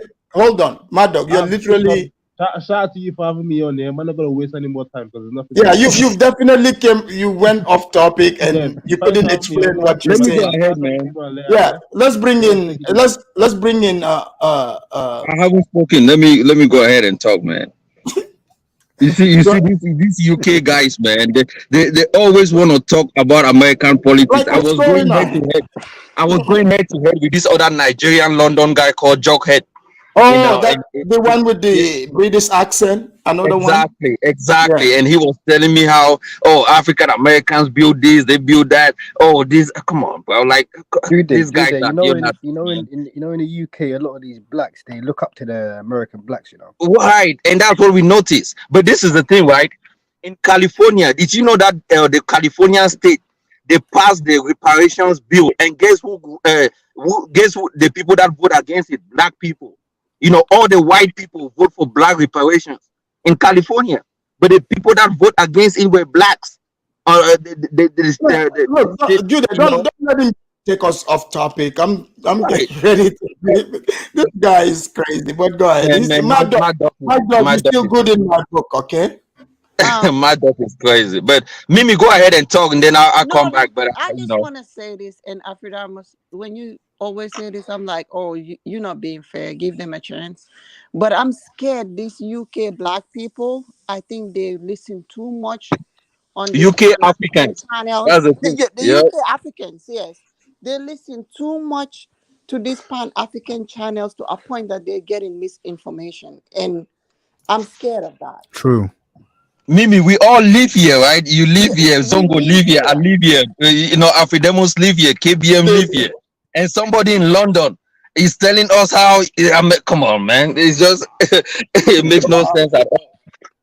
So I wanted to say, Go ahead, Zongo. What happened? What happened there, guy? Can you guys hear me? I can Yes, we hear can you. hear you. Okay, Yeah. Zongo talking or Judah? I'm No, talking. Bizongo was trying to talk, but this is the Go thing, ahead, right? Zongo. Let me just, Let me say. oh, Zongo, go ahead. Yeah, I wanted to say like is he aware that the current like American Treasury is of Nigerian descent? So if anybody he wanted to use to help him in the Nigerian struggle, maybe he needs to connect with that man. I don't think the African Americans will be the best ally to kind of help him with the Nigerian struggle over there in the African continent. Exactly. Yeah, Yeah. this is the thing, right? For look, what that guy is doing to the Gambia, that is good, man. We are proud of our white, black, white Africans on the continent. You know, South African white people. You know, they are Africans. They living on the continent. They're doing a good job. And you know, you are not gonna come to Africa and tell us who's black and who's not black. You know, we are all into development and stuff. If you can build that kind of businesses that these people are doing, then you are welcome. Not going to Africa and doing Airbnb like Zongo said, you know, tourism business, roaming around from one place to another, showing buildings that Africans in America or London have constructed in their countries. You know, these guys, they have nothing to offer, man. They have made it. I was on a Pan African channel the other day, and these guys, all what they talk of is, oh, we did this, we did that, we did that. Yes. Yet you cannot find what they have done. It's we did. It's come on, man. We tired of all that, and we They all Africans really want to work with ourselves on the continent, not bringing in people that have a white supremacist mindset. Every failure that they encounter is white supremacists. White supremacists. We are not into all Exactly. that stuff, man. That's Dude, it. they even, dude, they even in the UK now, it's reached the UK where they're trying to say that what's it called, the original people in England were black, and what's it called, the guy who King James, the guy who wrote the Bible, they're trying to say he's black now, so Yeah, boy, yeah, they're I've heard blackwashing them say everything. that too. Yeah. It's Yeah, crazy. So you it's too got much. people on It's the too much street. misleading. Yeah. Yeah, my thing is that it's just I don't want us to veer off to what he's obviously not with the topic. So, He but made guys, an impression today. yeah, But yeah, can I do my closing? yes, yeah, we're gonna do the closing. Go ahead, Okay. KBM. Yeah. First of all, I would like to thank Ola for your compliments. Appreciate it. Unexpected. Mimi, if you got more videos like this one, I really appreciate you forwarding it because I think you have a treasure chest of these videos that you're hiding from us. So don't hide them. Foundational East African. I want to say FBA ever since I saw that word foundational. Sorry about that, but hey, it was great talking with you. I got to learn some stuff from you, Judith, as 100%, man. always, Zongo. But basically, what I wanted to say on this closing statement is that when you look at, I'm not going to give any names, but when you look at these certain YouTubers that are offering these tour packages, right? It's usually once or twice a year, right? And they may have anywhere from 10 to 30 people, they say, right? So they say that they're building up Africa, they're doing business in Africa. No, that's a business for themselves. What they're doing is that they're still paying an airline for all the tickets. They're still paying buses for the tour companies when they get to Africa, but it's only like maybe for a week or two. And, they may go to a couple restaurants, order a fufu, and then maybe a bottle of root beer for 20 or 30 people. Then they're gone. They left. That is not building in Africa. That is not No, they are nation not doing building. it because guess Oh, what they are doing? They are instead going to their borders restaurant on the continent. There are people that are already on the continent. I just saw a video that they do the same thing, and this lady right. was complaining how, oh, when you take us to Africa, make sure these people in Africa clean their restaurant really good because I don't want to come back to America and I'm sick of food poisoning and all this stuff. I was like, this is crazy, man. White people Right. do not do that thing in Africa, bro. Who doesn't do that? I say white people do not go to Africa and talk down on Africa like these Well, black well, people, go well, and do the same thing. Well, I'm gonna disagree because my very first day in Kenya, back in 2006, me and my wife woke up. We're at the restaurant in the hotel, and the lady across from us, a Mzungu woman with her two kids, she was looking at the napkins because it's not paper napkins, right? It's just the Right. cloth napkins, and she's looking at the silverware, and she said she's telling her daughters they actually cleaned their silverware here. This is really good. They did a really good job. And I asked my wife, I go, do you know what she meant by that? And she's like, no, because she heard it, and they're just right across from us.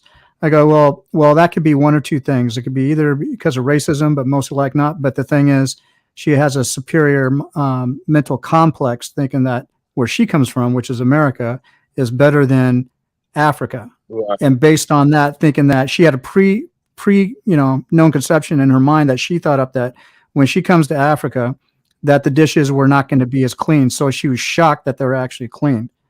And Exactly. I'm glad my wife heard that because from day one, I've been telling my wife, this is exactly what goes on with a lot of different people. And you get it from both black and white. Now, as far as the people I'm talking about on YouTube, they're not building Africa. They're not doing anything for any of the countries in Africa. They're coming to tour as tourists in Africa, and they can hype up with all the Pan-African titles that they want, because when you usually look at their websites for a tour package, it's usually a year, every 6 months before they can actually get it going. Where in Africa, as long as it's tourism season, whatever, you have tour guides in the country that are doing it all day long, 5, 6, 7 days a week. Those are the people that are building Africa, is those people, not the people coming over once or twice a year. And I lay down the mic on that one. Thank you, KBM, for coming You're again. All right. Foundational East African closing statement. Yeah, I just want to say goodbye to everyone on the panel, and yeah, it was a good conversation today. And I'm just gonna end it off and saying, just Black Americans just should change their mentality on Africa, especially especially when it comes to us, the primitive side. They try to think we're primitive, we haven't developed, and nah. But it's And also everything. Yeah, to open their eyes to business opportunities if they truly want to exactly, grow. because the businesses are popping out every second. So every day there's probably a new business in Africa. So in my opinion, if they don't get it now or they don't change their mentality and just keep depending on the American system, Africans are going to leave them, and then there's going to be a whole class difference between us and them in the future. So if they don't want it to happen, then boy, they should just start coming to Africa and actually doing something, investing into the country and not doing these little easy type of jobs and actually building infrastructure and like being with the people and working with the people in Africa. So if they That's can't do right. that, then they should just stay American and be American for the rest of their lives, in my opinion. Thank you very much. Thank you. You're welcome. All right. We got Zongo, closing statement. Like I was saying, right? The key industries in the U.S. that forms the bedrock of a functioning modern society. You don't see them participating in that, right? Right. You don't see them in that. So what makes them think that if they go to Africa, they can be able to help African societies? Not even possible, right? So I think we shouldn't pay close attention to them. I mean, they just do talk, no action. And Afrodamus, I wanted to touch a little bit about what Mad Dog said that about the Chinese compare themselves to Chinese and something like that. Oh, What a lot of these Pan Africans don't understand is that, did you know, like there was one time we visited like Boeing in Renton, their facility over here in Renton, mm-hmm. and in a month they assemble over I think 50 aircraft, like commercial aircraft. Guess who their number one customer is? China. Yeah. So even China, that a lot of these countries or a lot of these people claim that, oh, they are competing against the West. I think their level of advancement is not as it's not comparable to like this Western society when it comes to building aircraft and other. See, Zongo, you are smart. You know this. See, when I hear people saying even China is gonna overtake America, I'm like, you have no idea what you're talking about. I'm not saying it wouldn't happen, but Yeah. it's no time soon because the Chinese are still not up to standard. Yes, they're not up to standard to what America builds. Yeah, the Western societies, right? It's only like two aircraft airline companies, just Airbus and Boeing, one in France, the other in America, and no other, right? So Right. if you want to compete with these countries, you need aircraft to fly. Tonight I always speak about military. You need to do this. You don't even have those skills to build those kind of aircraft. You Right. don't have it. I mean, and you need to depend on these countries to tap into their resources, their knowledge, to transfer knowledge so you can be able to build your industries to have a functioning modern society. Are these Pan Africans really thinking about this? Because sometimes when they speak, I'm like, so you're gonna alienate yourself from all these advanced countries and just be backwards. You don't want to tap into their knowledge, the human base, the human capital, so you can help advance your own countries as well. I mean, it's just But mind-boggling. Zongo, didn't it blow your mind what Mad Dog said and how some of these people shout, like they talk down on America, but then same people would run to the white man to go report us at the embassy. Oh, they go and collect their EBT cards and checks Hey, from the same white man. They're telling you is so evil. We should stay away from them. hey, Afrodamus, I'm gonna tell you one thing. I mean, just recently we went to Roosevelt, the Clickett County in Washington State. That we visited like the landfill municipal facility over there. You don't see the blacks over there, and these are landfills that they generate gas from it to supply electricity to the local residents within the county. I mean, you don't see the blacks over there doing stuff like that. You know, see when I tell stuff like that, I feel I'm just not bragging. Like No, most of Zongo, trust me, Zongo. I know there's a reason because I know how it works and what you're saying. I've seen it time and time again. Why do you think I masterfully handle these topics and the things that people talk? Because I know what you're saying. Trust me. yeah. So these people, they just want to come and spew stuff, and I don't know. Maybe in the UK, it's just when they drink tea and crumpet, it's easy for them to just I mean, swallow this kind of talk. I the don't Pan know. Africans, I heard them the last time. I mean, yesterday, if I can recall, saying that um, uh, they build this, they build that. I mean, the Oklahoma. If you are that great, even in bondage, Uh-huh. why all of a sudden your creativity you lost your creativity Well, when you had freedom?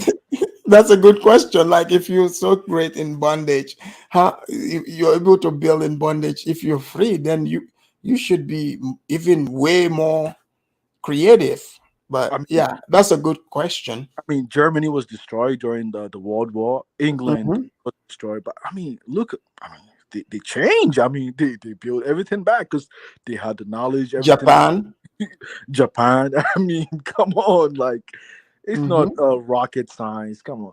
I mean, a lot of them just all You know talk. what knowledge is? Knowledge doesn't have any, borders or boundaries.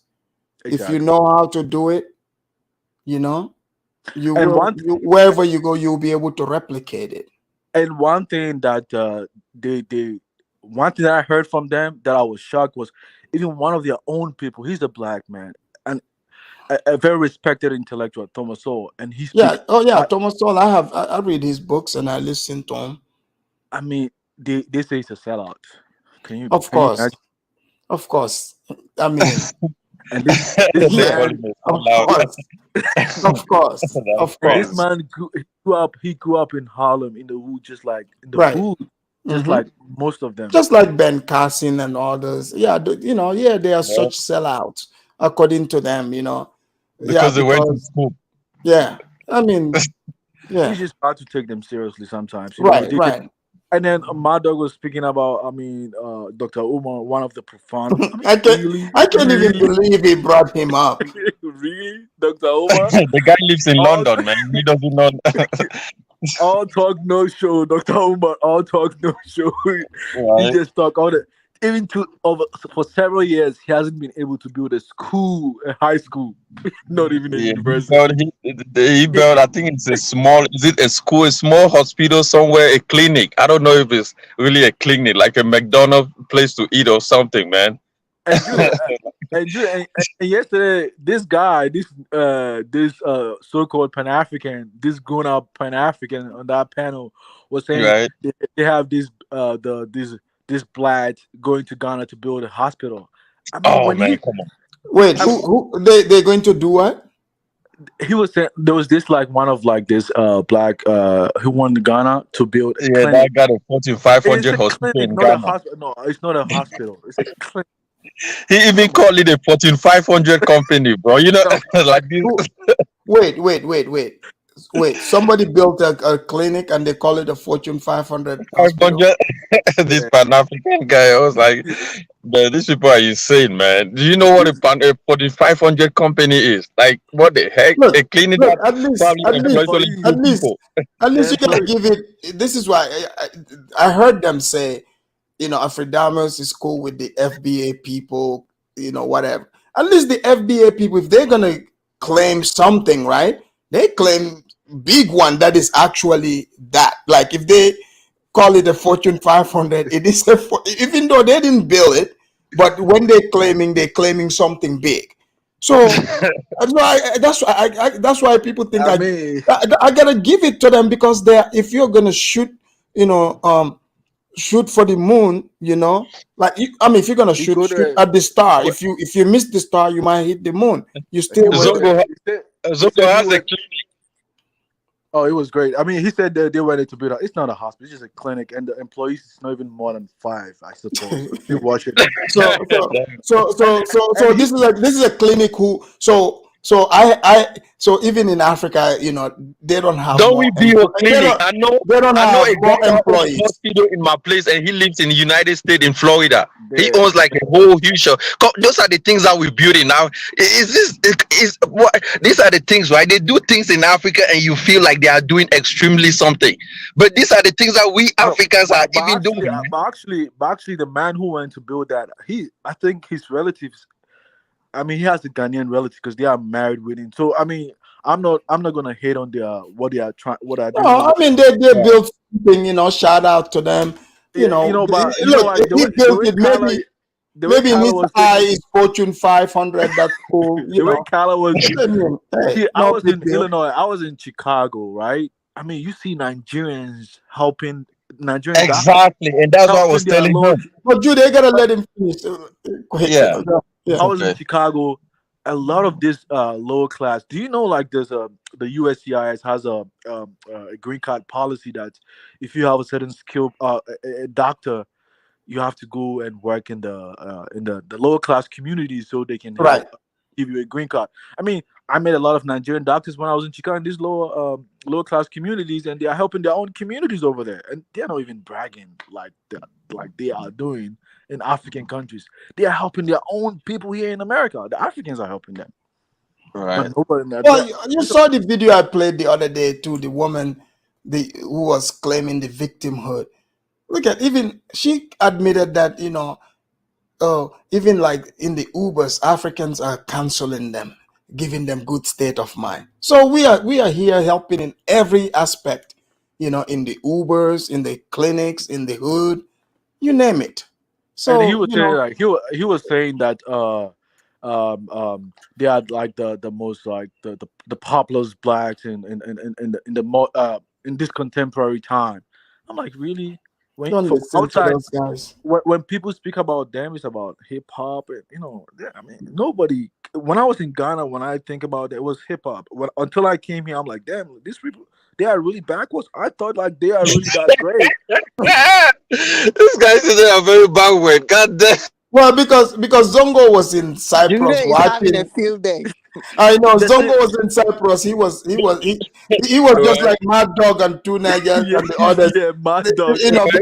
But Because they Ma- were watching NBA. They watching the rap videos. They think, these oh are yeah, these are rich people, right? So you're gonna take all of them Afridamus, out like you that. were like that. So don't, right. you were No, like that too. of So you course, go no, to Gambia, you think, Mimi.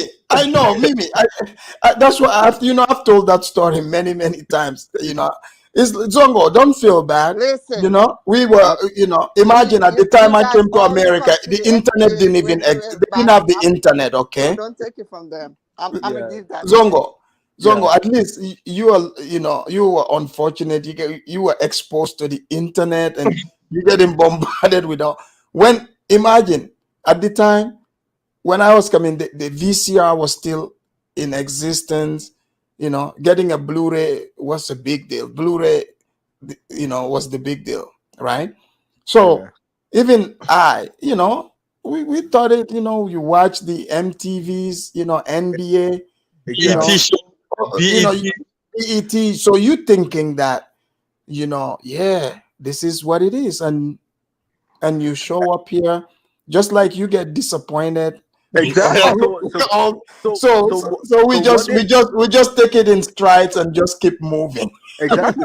So what they are boasting to be an accomplishment is probably an illusion to a lot of people. They don't. You Thank guys are you. wrong for that. No, no, Having but this is the truth. That's the reality. Like what Zong. This is why they get mad, because someone is coming. They're telling you, a story. They're telling you things You that know is what? Let me say illusion to this. you. It's Somebody illusion. You was don't see saying, it don't, exactly. let me just say this. Somebody was saying it's like the Africans that live in Africa is not the problem. It's the one that are here.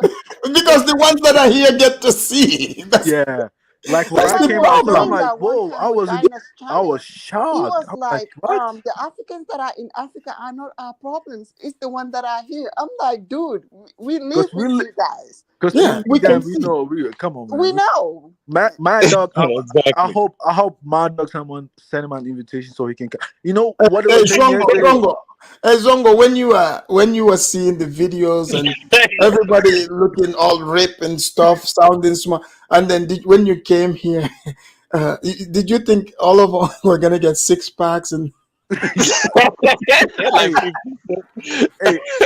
Hey, Afrodamus, man. In advanced country like the US, I visited certain communities in Chicago, and I thought I was somewhere in Africa. I'm like, what? Oh, I know, man, like the south even side, Africa right? is better off than some places in this country, man. And they claim they live in advanced country. No, they Oh, not. come on, bro. Some Hey, African. even one of their guys said if African Americans were to have a country on their own, they will have been the worst third world country in the world. I'm telling you for a fact. Yeah, man. It is what it is, man. All they know, I mean, you're gonna give them credit, right? They know, they just talk. They know how to, I mean, communication. Just give them that. Yes, You yes, understand? yes. No. You Zongo. You see, you haven't even been here very long. You know, you are on point. Yes. The When it communication comes skill. to communication, when it comes to talking, Yeah, sure. Yes, they majority have mastered that. yeah, That's absolutely true. Look at Dr. Umar when he speaks. You're gonna be like, man, this guy we'll make him our president, right? Yeah, no, I mean, it's true. no wonder Mad Dogs was like, damn, he was one of the profound Pan Africans in the world. Really, Dr. Umar, really? Come on. Look, this is just one of those things. What they did to you guys on the internet, they catfished you guys. You know what catfishing is? Yes. All right, so you talking to some girl, she's telling you she look like young Janet Jackson. I'm looking all good, but in reality, she looks like she looks bigger than Lizzo, no hair, I mean, No, don't do that. and then you talking to her, you are all excited, you bought into it. She went and photoshopped Janet Jackson's young picture, but because you don't live here, you don't know Janet Jackson, probably. They had the audacity. People that live in Africa, right? For example, they would play some rapper from the 90s. They think it's still new. They probably still think those rappers are young like that. Not knowing now some of those people are gray and bald. Exactly. So it's just a matter of distance. So that's why, like Mimi said, I always hear they said the Africans that are here are the problems, not the other one. It's not about people being problem. It's because they want you to buy into the lies. But you are here, you can see for yourself. Look at how Mad Dog is doing exactly like some of these Pan-Africans. I was like they'll be talking, they will talk to you because still Afrodamus, I'm gonna confess today. I listened to them. Did you know I even left my Turkish girlfriend when I was in Cyprus because of listening to Wait. Are you kidding me? When you broke up with your Turkish girlfriend? Because of Pan-Africanism. I swear to God. I left what reason did you give yourself to break up with her? Because she's white. He was dating a Muzungu.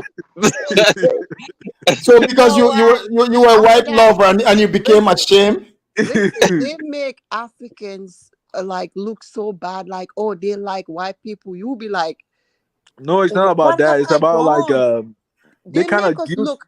This is the word that I'm looking for. Guilt shame you sometimes. Yeah, they want to shame you, shame on you guys. I'm like, I used to laugh at this like crazy. I'm like, most of these people, maybe even marry white people, but they will come and be like, Africans worship white people. Chinese, you remember when Zongo, I did the opposite. The moment they started, talking bad about the white people, I didn't used to be into the white women. No, I wasn't. All of a sudden, because of them, I started being more into white women. Black American.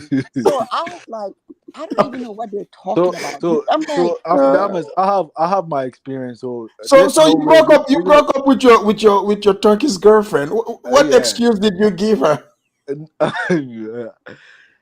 I just went back to Ghana. I mean, after graduation. Probably I need to be with a black Damn, girl Zongo. with a Now I see why you're so much levels. interested in understanding their mind and challenging Oh, this Pan exactly. African. Yeah, yeah. They When I was there, they ruined your relationship. oh yes. I mean, I'm not gonna lie to you because Wow, I Zongo. because like they're So gonna guilt. you were so into this nonsense? No, they're gonna guilt shame you. Because I mean, Yeah, sometimes I people know they feel like shame you, no. Because but sometimes but this is what I always say. This is what I always say. The African Americans, the ones that are intellectual and know what's up, they're not gonna be in these panels. You're not gonna find those people in these panels. It's no. always that I mean, the personally, I read losers Garvey's book. that are doing that. I read Garvey's book. I used to Because be the an one that African. I want, he doesn't even want me to be in this kind of stuff because he thinks this is like all bunch of BS. It doesn't make sense to him. Like, listen, it doesn't make sense to him. Bunch of black people sitting on the internet arguing like who's better. Like, So you got an FBA husband at home. Hey, look at what Bantu Queen Bantu said. They wanted me to leave my husband so they could hook up with me. I'm like, the ones that are educated, this is so talented. All in the name of blackness. Here and do this nonsense. Yeah, If we are here to I bought into that and ideology. we can move together, I can understand that. But like, who is better? Who is backwards? Who is dusty? How is that going to make you progress? Right. That's just common sense. I mean, I do it because of the entertainment. I love it. I mean, look, Mimi, we love it here. Mimi, we spit the facts here. Maybe some of these, wanna be, they might be just, some of these, the Steve Okols, they are not interested in these shows. You're right, but over here, I mean, like, no, I'm not even talking about your show, but like, you know what I'm saying? Like the things that they do. Who is dusty? Who is? Oh like, yeah, no, we don't do that over here. No, I'm not talking about this in particular, but like, you remember how it used to be? It's so immature. Like some of the things that I will never be with any man who's gonna be sitting here talking about how low IQ other people are, and when you are here arguing with 20-year-olds, and those 20-year-olds always tell you to shut up. What at your age? And a lot of them are like, these Pan-Africans are older too, just in FYI. And you because I think Carla is like 50 something. I'm like, you yourself, you are very low IQ. I'm even shocked actually. Carla and Bomani actually, they way older than coming to YouTube. You're dealing with old fools. Let me tell you. Here's the thing. I'm gonna be dealing with old fools. Hey, Judah, yesterday they were claiming that they pray Trump comes to office so they can deport our ass back. Deport. There you go.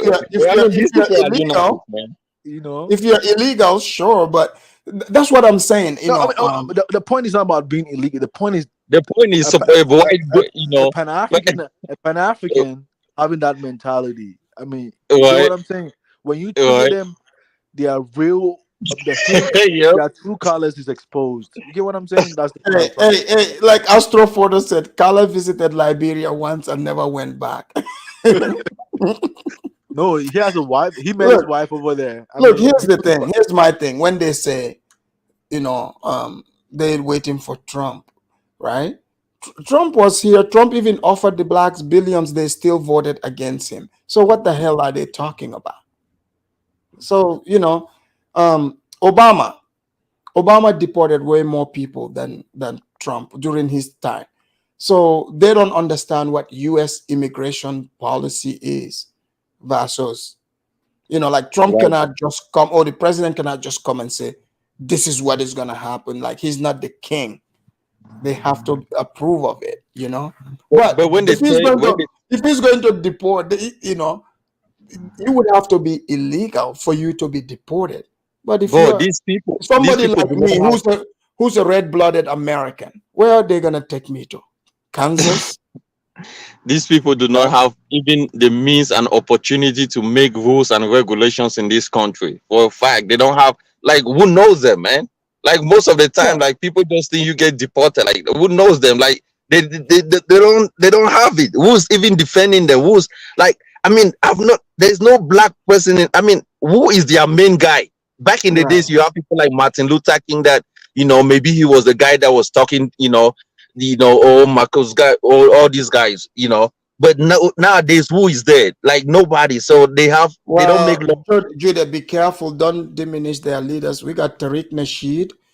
oh yeah. They got Dr. Umar. They have Dr. Umar, come on, bro. Like these people, man. Maybe they have Al Sharpton and all these other guys that only come out when somebody is getting, somebody is running away from the cops. This is when you have all their leaders come out and talk. Yeah, race Man. hustlers actually. Hold on, guys. Hold on.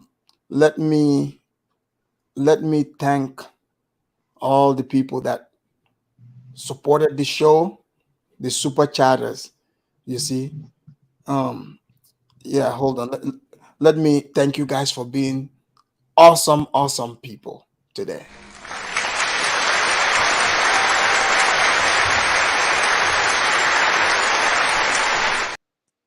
All right. Like, and I think some of these old Pan Africans, they are so pissed off how they probably saying, "Look at these bush meat eating villagers over there." How they? Of course. Did you know what I asked Carla? I asked Carla that, are you a Pan-Africanist? Carla said no, he is not. He said he said he is not a Pan. That's what he told me. Yeah, these guys are just using Pan-African to make their private business and make their money. That's it.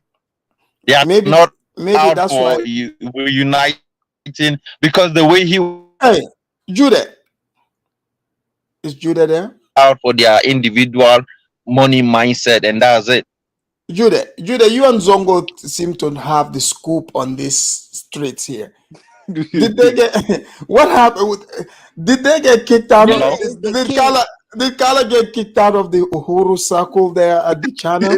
Yeah, I don't know. It seems like that because he barely goes to his channel nowadays. Actually, Oh, let me see. Black America. Say, Afridamus, when are you visiting the Back family? Good question. Believe it or not, I actually went to the town, this village where their place is, and there was a fan of theirs who also is a fan of the show. They're probably watching. Tried, was like, hey, it's Afridamus, because this person thinks, oh, it's normal, but the Pan Africans don't want to meet me. Say, can you please meet with Afridamus? You guys do an interview. Oh, guess what, guys? Just listen. They declined. They said no, because apparently they said I made a show, referring to them as slave masters. You probably did. Well, I mean, maybe I was just giving a sample analogy. But don't you think that would have been the best time to meet me, at least face to face, and ask me? So that you guys can have a dialogue. Yeah. No, but no, they declined. They said they're not gonna meet me. They're not This gonna meet Caribbean, me. Their fans, Icon Fire was talking about how you guys call those people slave masters. He said, why do you guys have to put masters on it? On that part, Well, he himself, I can fire the Jamaican guy.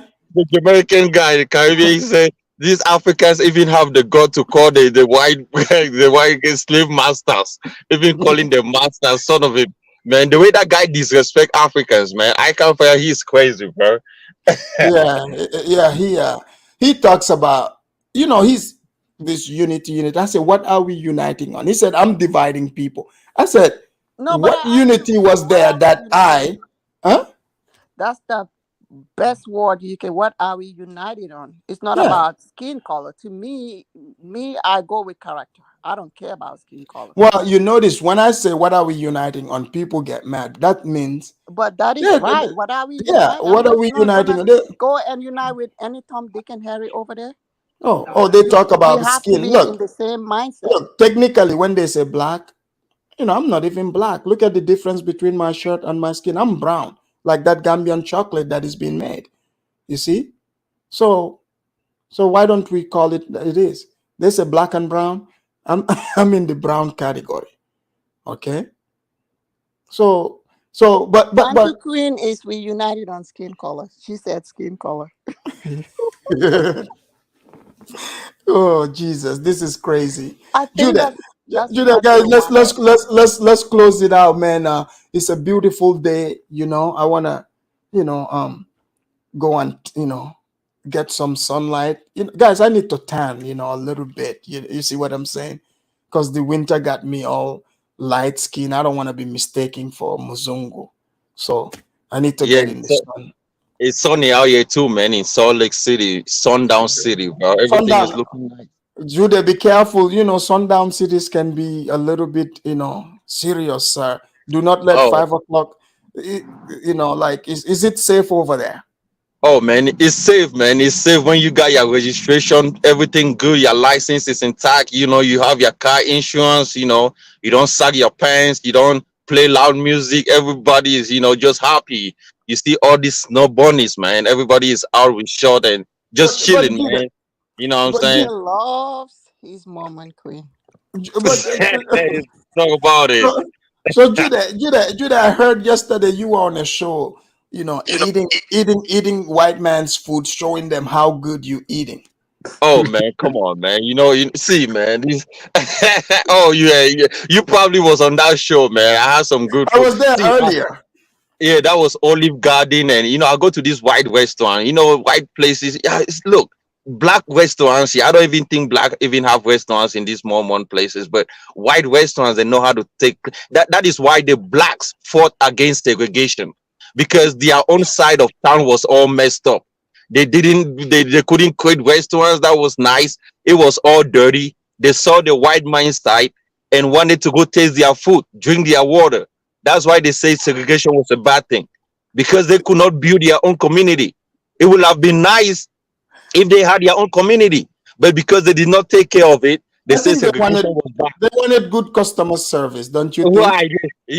What good customer service? They should have created their own customer service, but they didn't. They wanted a white man. That's why they fought for what is it? They fought against segregation because they want the white man to come and still rebuild their neighborhood, and that's what the white man is doing now. They call it gentrification. Or everything is rebuilt by the white man. Black people do not know how to take care of things. That's why I go to white restaurants because the way they serve you, man, you're Well, gonna Judah, their own you money. got a point there. You know the rapper Ti, right? Why? Like I've seen him, like I think a year ago too. Him and a couple of other blacks. These are supposed to be people with money. They were Why? protesting in front of a restaurant, because they said, they didn't let them in or respect them. Why can't And that they? was a white restaurant Yeah, I'm like, in Atlanta, Ti Georgia. doesn't Ti supposed to have his own restaurant? Like, But why are he they Exactly. don't. Or go He to protesting? one black time. or go to I'm black say this. restaurant. Hold I'm on, not gonna Mimi. take that from Ti. Ti opened a restaurant in Yeah, Atlanta. I don't know if it's still running, but I think they did open a restaurant Oh, there. yeah, he black did. people do No, not know that's how what to I'm run. saying. Black That's people why do I not was know how to run confused. businesses. He Their did open businesses a doesn't last restaurant. I longer. mean, I I haven't mean, heard about the restaurant lately, but he did yeah, you're open not gonna hear nothing about it. It has shut down Mimi. They just do that for it. formalities. Julius, It doesn't last. no, this Let me is tell the you thing. what black people. I Let me like to tell you have what. an honest conversation. I But I be let me honest tell and you what they frank. do. They open business. It goes for 5 years and they sell it. Dr. Dre beat sell But his beat. Ludacris have a restaurant in Atlanta airport, and there are Yeah, I mean, so many black people in Atlanta that have good restaurants. but guess Candy, who? do from Real Housewives of I don't think Atlanta. he owns it. They might have a shares. They mostly buy No, shares no, Yeah, in no. look, restaurants. Mimi, Ludacris Mimi, owns. Mimi. It's just like, like the alcohol, Chirac, and all the colognes. They Well, already you know exist. what? Here's the thing: they just slap I their be name on it, honest. and hey, more power. Right. Hey, more power, more I power see to that them. because Huh? when they come and see Gambians own hotels fully, and they think that okay, a white man is behind it. I don't like that, so I am not gonna take that Mimi. from them. Okay, Mimi. Do you think PDD, Jay-Z, they like that Chirac? They have a factory. They're the ones that make it. They, No, they don't have no or factory. just like when they thought, he had, what is it called? Uh, is it a Sports Nation? That sells ticket. around. Yeah, no, I For understand. I like totally they understand said, where you're oh, coming from. Jay-Z owns such amount, percentage in the Brooklyn Nets. So he was getting all the, because it's a trick. You Yeah, get the that's true. blacks to be I upset get to it. come and protest for you, making it seem like it's for all of But you. he But have but they some but kind of they just give you them a little bit of percentage. And hey, look, for those companies, that's a big. Trust me, I'm not sitting here like Rock Nation. That's mhm, it's a lot of money. that's a It's big it's a it's, company. it's a huge chunk, but True. but What can help? for an individual, right? But they didn't really create it. If you look at the people that actually created these businesses, even with the blacks, they make a lot of money. Like Fubu, Mm-hmm. Fubu, Mm-hmm. Fubu. Fubu. Remember those people? That guy. He's super wealthy. He Yeah, I know created the that. guy. I know the guy He that you're talking created about. that, right? He didn't Yep. only have Fubu, right? He had not only the shoes did The not shoes. Yeah, you make it. have the shoes like The shoes, Timberland. but the shoes didn't make it, big No, the time. shoes they make But it. his But the clothing, clothes made the it big. clothing, his The clothes, clothes right? Yep. made it He, big. Yeah. the jeans, all of that. Even I think he also owned Calkenny. He made I, Calkenny no, also. I think Kalkani is owned by a British black. No, no, no, no, no. I don't think so. I don't think the British You own know, that. Google it because I love. Or I maybe like. he sold it, but I can assure you. But I think that the original owner was a black British. I mean, don't No, quote me on it, but because it's I didn't Google it, but I'm thinking. no, I'm not Calcany sure is though. owned by the blacks, the real blacks, not the fake ones. Like an African American black or the. Yeah, yeah, I doubt it, but I mean, hey, as long as it's owned by them. yeah, Anyway, yeah. They own that. I can assure you. okay. Yeah. So yeah. I'm just saying, that's just how it goes. Because if you look at it, okay, now that we even talk about those people, right? So there are Or this black people. Kalkani is FBA. Yeah, Okay. yeah, yeah. Okay. FBA owns Calcani. It's FBA person that invented it. You know. Okay. So that's what I'm saying. Like those type of skills, the people that have those skills, right? Those are not your Pan Africanists. You No, see they what I'm saying? speak. And there's They nothing wrong with them. You see, those people are smart. They don't listen to this BS, just as we are not. That's why they uh, are successful. exactly because they Yeah, that's why they understand are that the world successful. is Like, yeah, global. They yeah, it's understand that the global. world is global. Yeah, You cannot just put yeah, yourself in one corner and be like, "Oh, I'm all for my people." No, you're not gonna go further. You have to open your mind. yeah. So yeah, I'm saying like geniuses, like the man who came up with Fubu, Calcany, all that. Those are like those guys. You can say they are like Fadi, starting from the bottom. In fact, I think the person that owned Fubu, I don't think he's fully FBA even. I think he's I think part. I he think had he's a part show. Jamaican. I think he's part Jamaican. Really, I know Yeah. he had a show. He did that show. Like they will offer you went and talk about your business, and they will offer you Oh something. yeah, Shark Tank. Shark Tank. I think he's in there. I think Yeah, yeah, he's one because of he's a the smart man. panelists. He's a smart guy. Yeah, Yeah, he's a that's But smart what guy. that's what I'm saying. Like the ones that are really doing good, they're not gonna be limiting themselves and be like, oh, I'm just for this. They open minded. They don't think like the regular Pan African, this small circle that we in on YouTube. Me, I listen to everything. No, Mimi, this, it's like it's just delusion, to Just be put your honest. it's delusional. Yeah, it's They delusional. know that's not the way to go if you really want to make it. And one thing that I want to say, because when I send you this video, I'm like, Afridam is gonna have a field day on this because we talk about this all the time. That Mm-hmm. when you go to Africa, you better throw that race mentality out and focus how you're gonna right. develop them yourself. Because in Africa, we don't care about that. We care about what can you offer. You are not gonna be talking about going to the beach and be like, hey, we are all black people, that we have to come together. Don't worry about it. They'll be like, what can you offer? They don't care about that. So if you want to That go was, with that mentality, you're not going to do well. I think focus how we're gonna develop if stuff. I were in Africa, someone comes start saying those things. We all black, and then I would look and I'll be like, wait, am I? Did I go black? I mean, Yes, I know exactly. everyone is black. What the hell you talking What the about, sir? hell you talking about? We are like we live in a black nation. The way you thinking about it, we don't think about it like that. So it doesn't. It's not gonna work. It's not gonna work. That race card is not gonna work in Africa. Thank you very much. Thank you, guys. Judah, do you want to say anything before I close Oh out no, here? Afridemos, you have a great show, and we are happy for it. And we just, we recommend that when people come to Africa, like Mimi said, they should, come with a positive mindset. If you have a positive mindset, we appreciate, and talk about the good things you are doing, right? But at the same time, coming out and say, oh, just because you guys created one successful company in a country in Africa, it means as if you are feeding the whole Africa or you build the whole Africa, right? That is a that mindset is not going to work with us Africans, man, because we are before you went and construct what you did or the clinic or whatever, Africans have already built those things, built road and built those places.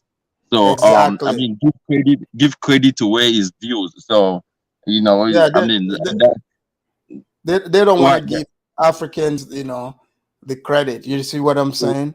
And right. So that's the only well, that's the guys, only problem that I have with guys. them. But thank you, Afidemos, and thank you for letting me come back and talk. So that's it. Mimi, it was nice meeting you on the panel as well.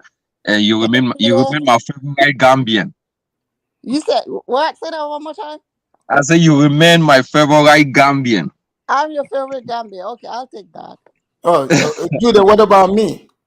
Oh no, Afidemos, me and you go way back. It's okay. Okay. You my guy, All man. right. Thank you, Judah. Thanks for coming. No problem. All right, you too. All right, You know later. what? After that, I saw on the blogs today that Lauren State was like, "Oh, I saw the Hollywood now value more Black British than us." I'm like, He said create what? your own. He said Hollywood value Black British more than them. Oh Like yeah, yeah, recently, and I know where that comes from because people like maybe Idris Alba and yeah. the Damson Idris that have this show that is like all over Is the that place. from Tone Talks? No, no, no. I mean, Lawrence Tate. Oh, He's an Lawrence actor. Tate. Are you serious? Yeah, Lawrence Tate, yeah. That's why you see. I posted on the blog. the one he was in I'm like, create your own. If he you feel like Hollywood mhm. value more UK actors than He American was Black in actors, Menace to Society. society, and I like him. Yeah. He's a really good actor. Well, Like, well, this is what some of these people do. He's a washed up, actor now. See, that's the problem. A yeah, lot of and these you people, have these new ones yeah, like Damson Idris and stuff like that that are yeah, like, really, really good. He's a good actor. right, And they're coming up, these Nigerian actors that are coming up in Hollywood. I think now it's like bothering them. But I'm like, at the end of the day, create your own like Tyler Perry. right. If you think that they value more UK actors, go create your own Well, because you've been in this now it's industry for a global. long time. It It's is global. global. It Yeah, is global. Mimi, this is inspiring me. Maybe I should look into Hollywood because we Africans, we are in now. So, Oh yeah, they are, especially these UK guys. yeah, They are in. yeah. They I are hope in. maybe my passport won't confuse them and think I'm FBA. Maybe that would maybe I should get me a Nigerian passport so I can Maybe play. because the I play. Nigerians are doing very well. Yeah, they're doing well in They're the doing movie well. industry. So, Yeah. guys, those of you that are watching, don't be surprised when you see, Afridamos in a blockbuster, black movie. Uh, yeah, in a black movie, playing the role of a black American. Just so you guys know, and please make sure you support me too. On top of that, okay. All right, Mimi, thank you very much. All right, thank you for having me. All I right. know I'm gonna be like in on the chat most of the time because sometimes I don't even have energy for For, the for the back. for the Yeah, for the beef. it's for the beef. It's a man war. It's a man war on your channel. So Well, I'll let you but it's guys a know. great show either way. Fadi this family impressive, and Yeah. taking the You know, even a pretty chocolate body, guys, manufacturing to doing a very home. Oh, well. I'm gonna reach out to this man. Do that. He's a Yeah, humble guy. yeah. Oh yeah, I can see that. I And can you see know that. what he's even saying? He's looking for more people to invest in this cocoa industry. That's Yes. like a good thing. Right. If you Yep. think that you have what it takes to do it, why not see how you can go walk with him? Well, that's Because why I'm he bringing it said it. even to the. Yeah, I'm bringing it to the Pan Africans, but obviously, you have somebody skin color is a problem. But guys, just pretend he's a light skinned Gambian, and exactly that he everything will got be what good. it takes. He Yeah. have If businesses that are yeah. very well developed, and Yeah. he's looking for people that want to invest in the cocoa industry so that I can take it to a different level. I think that's a good opportunity for anybody who can do that, That's including right. Collins here. That's right. That's right. Well, All thank you right, very Aframs, much. I'm gonna let you know. I'm All right. gonna let you go. All Yeah, right. I have to Thank you, go. Mimi. Thank you so much for having All me. right. All right. All right. Ladies and gentlemen, that was Mimi. I want to thank all of you, the panel, the viewers, and all of you that contributed to the show. As the show, we touch on a lot of different topics, but at the end of the day, yeah, the opportunity is open. You know, um, it's open to you. Take advantage of it. What do you have to lose, right? Exactly. The most you would lose is make more money. And that's not a lose, that's a win win. Forget about all the negative talk and put your money where your mouth is. Until next time, I'm Afridamus and I'm out.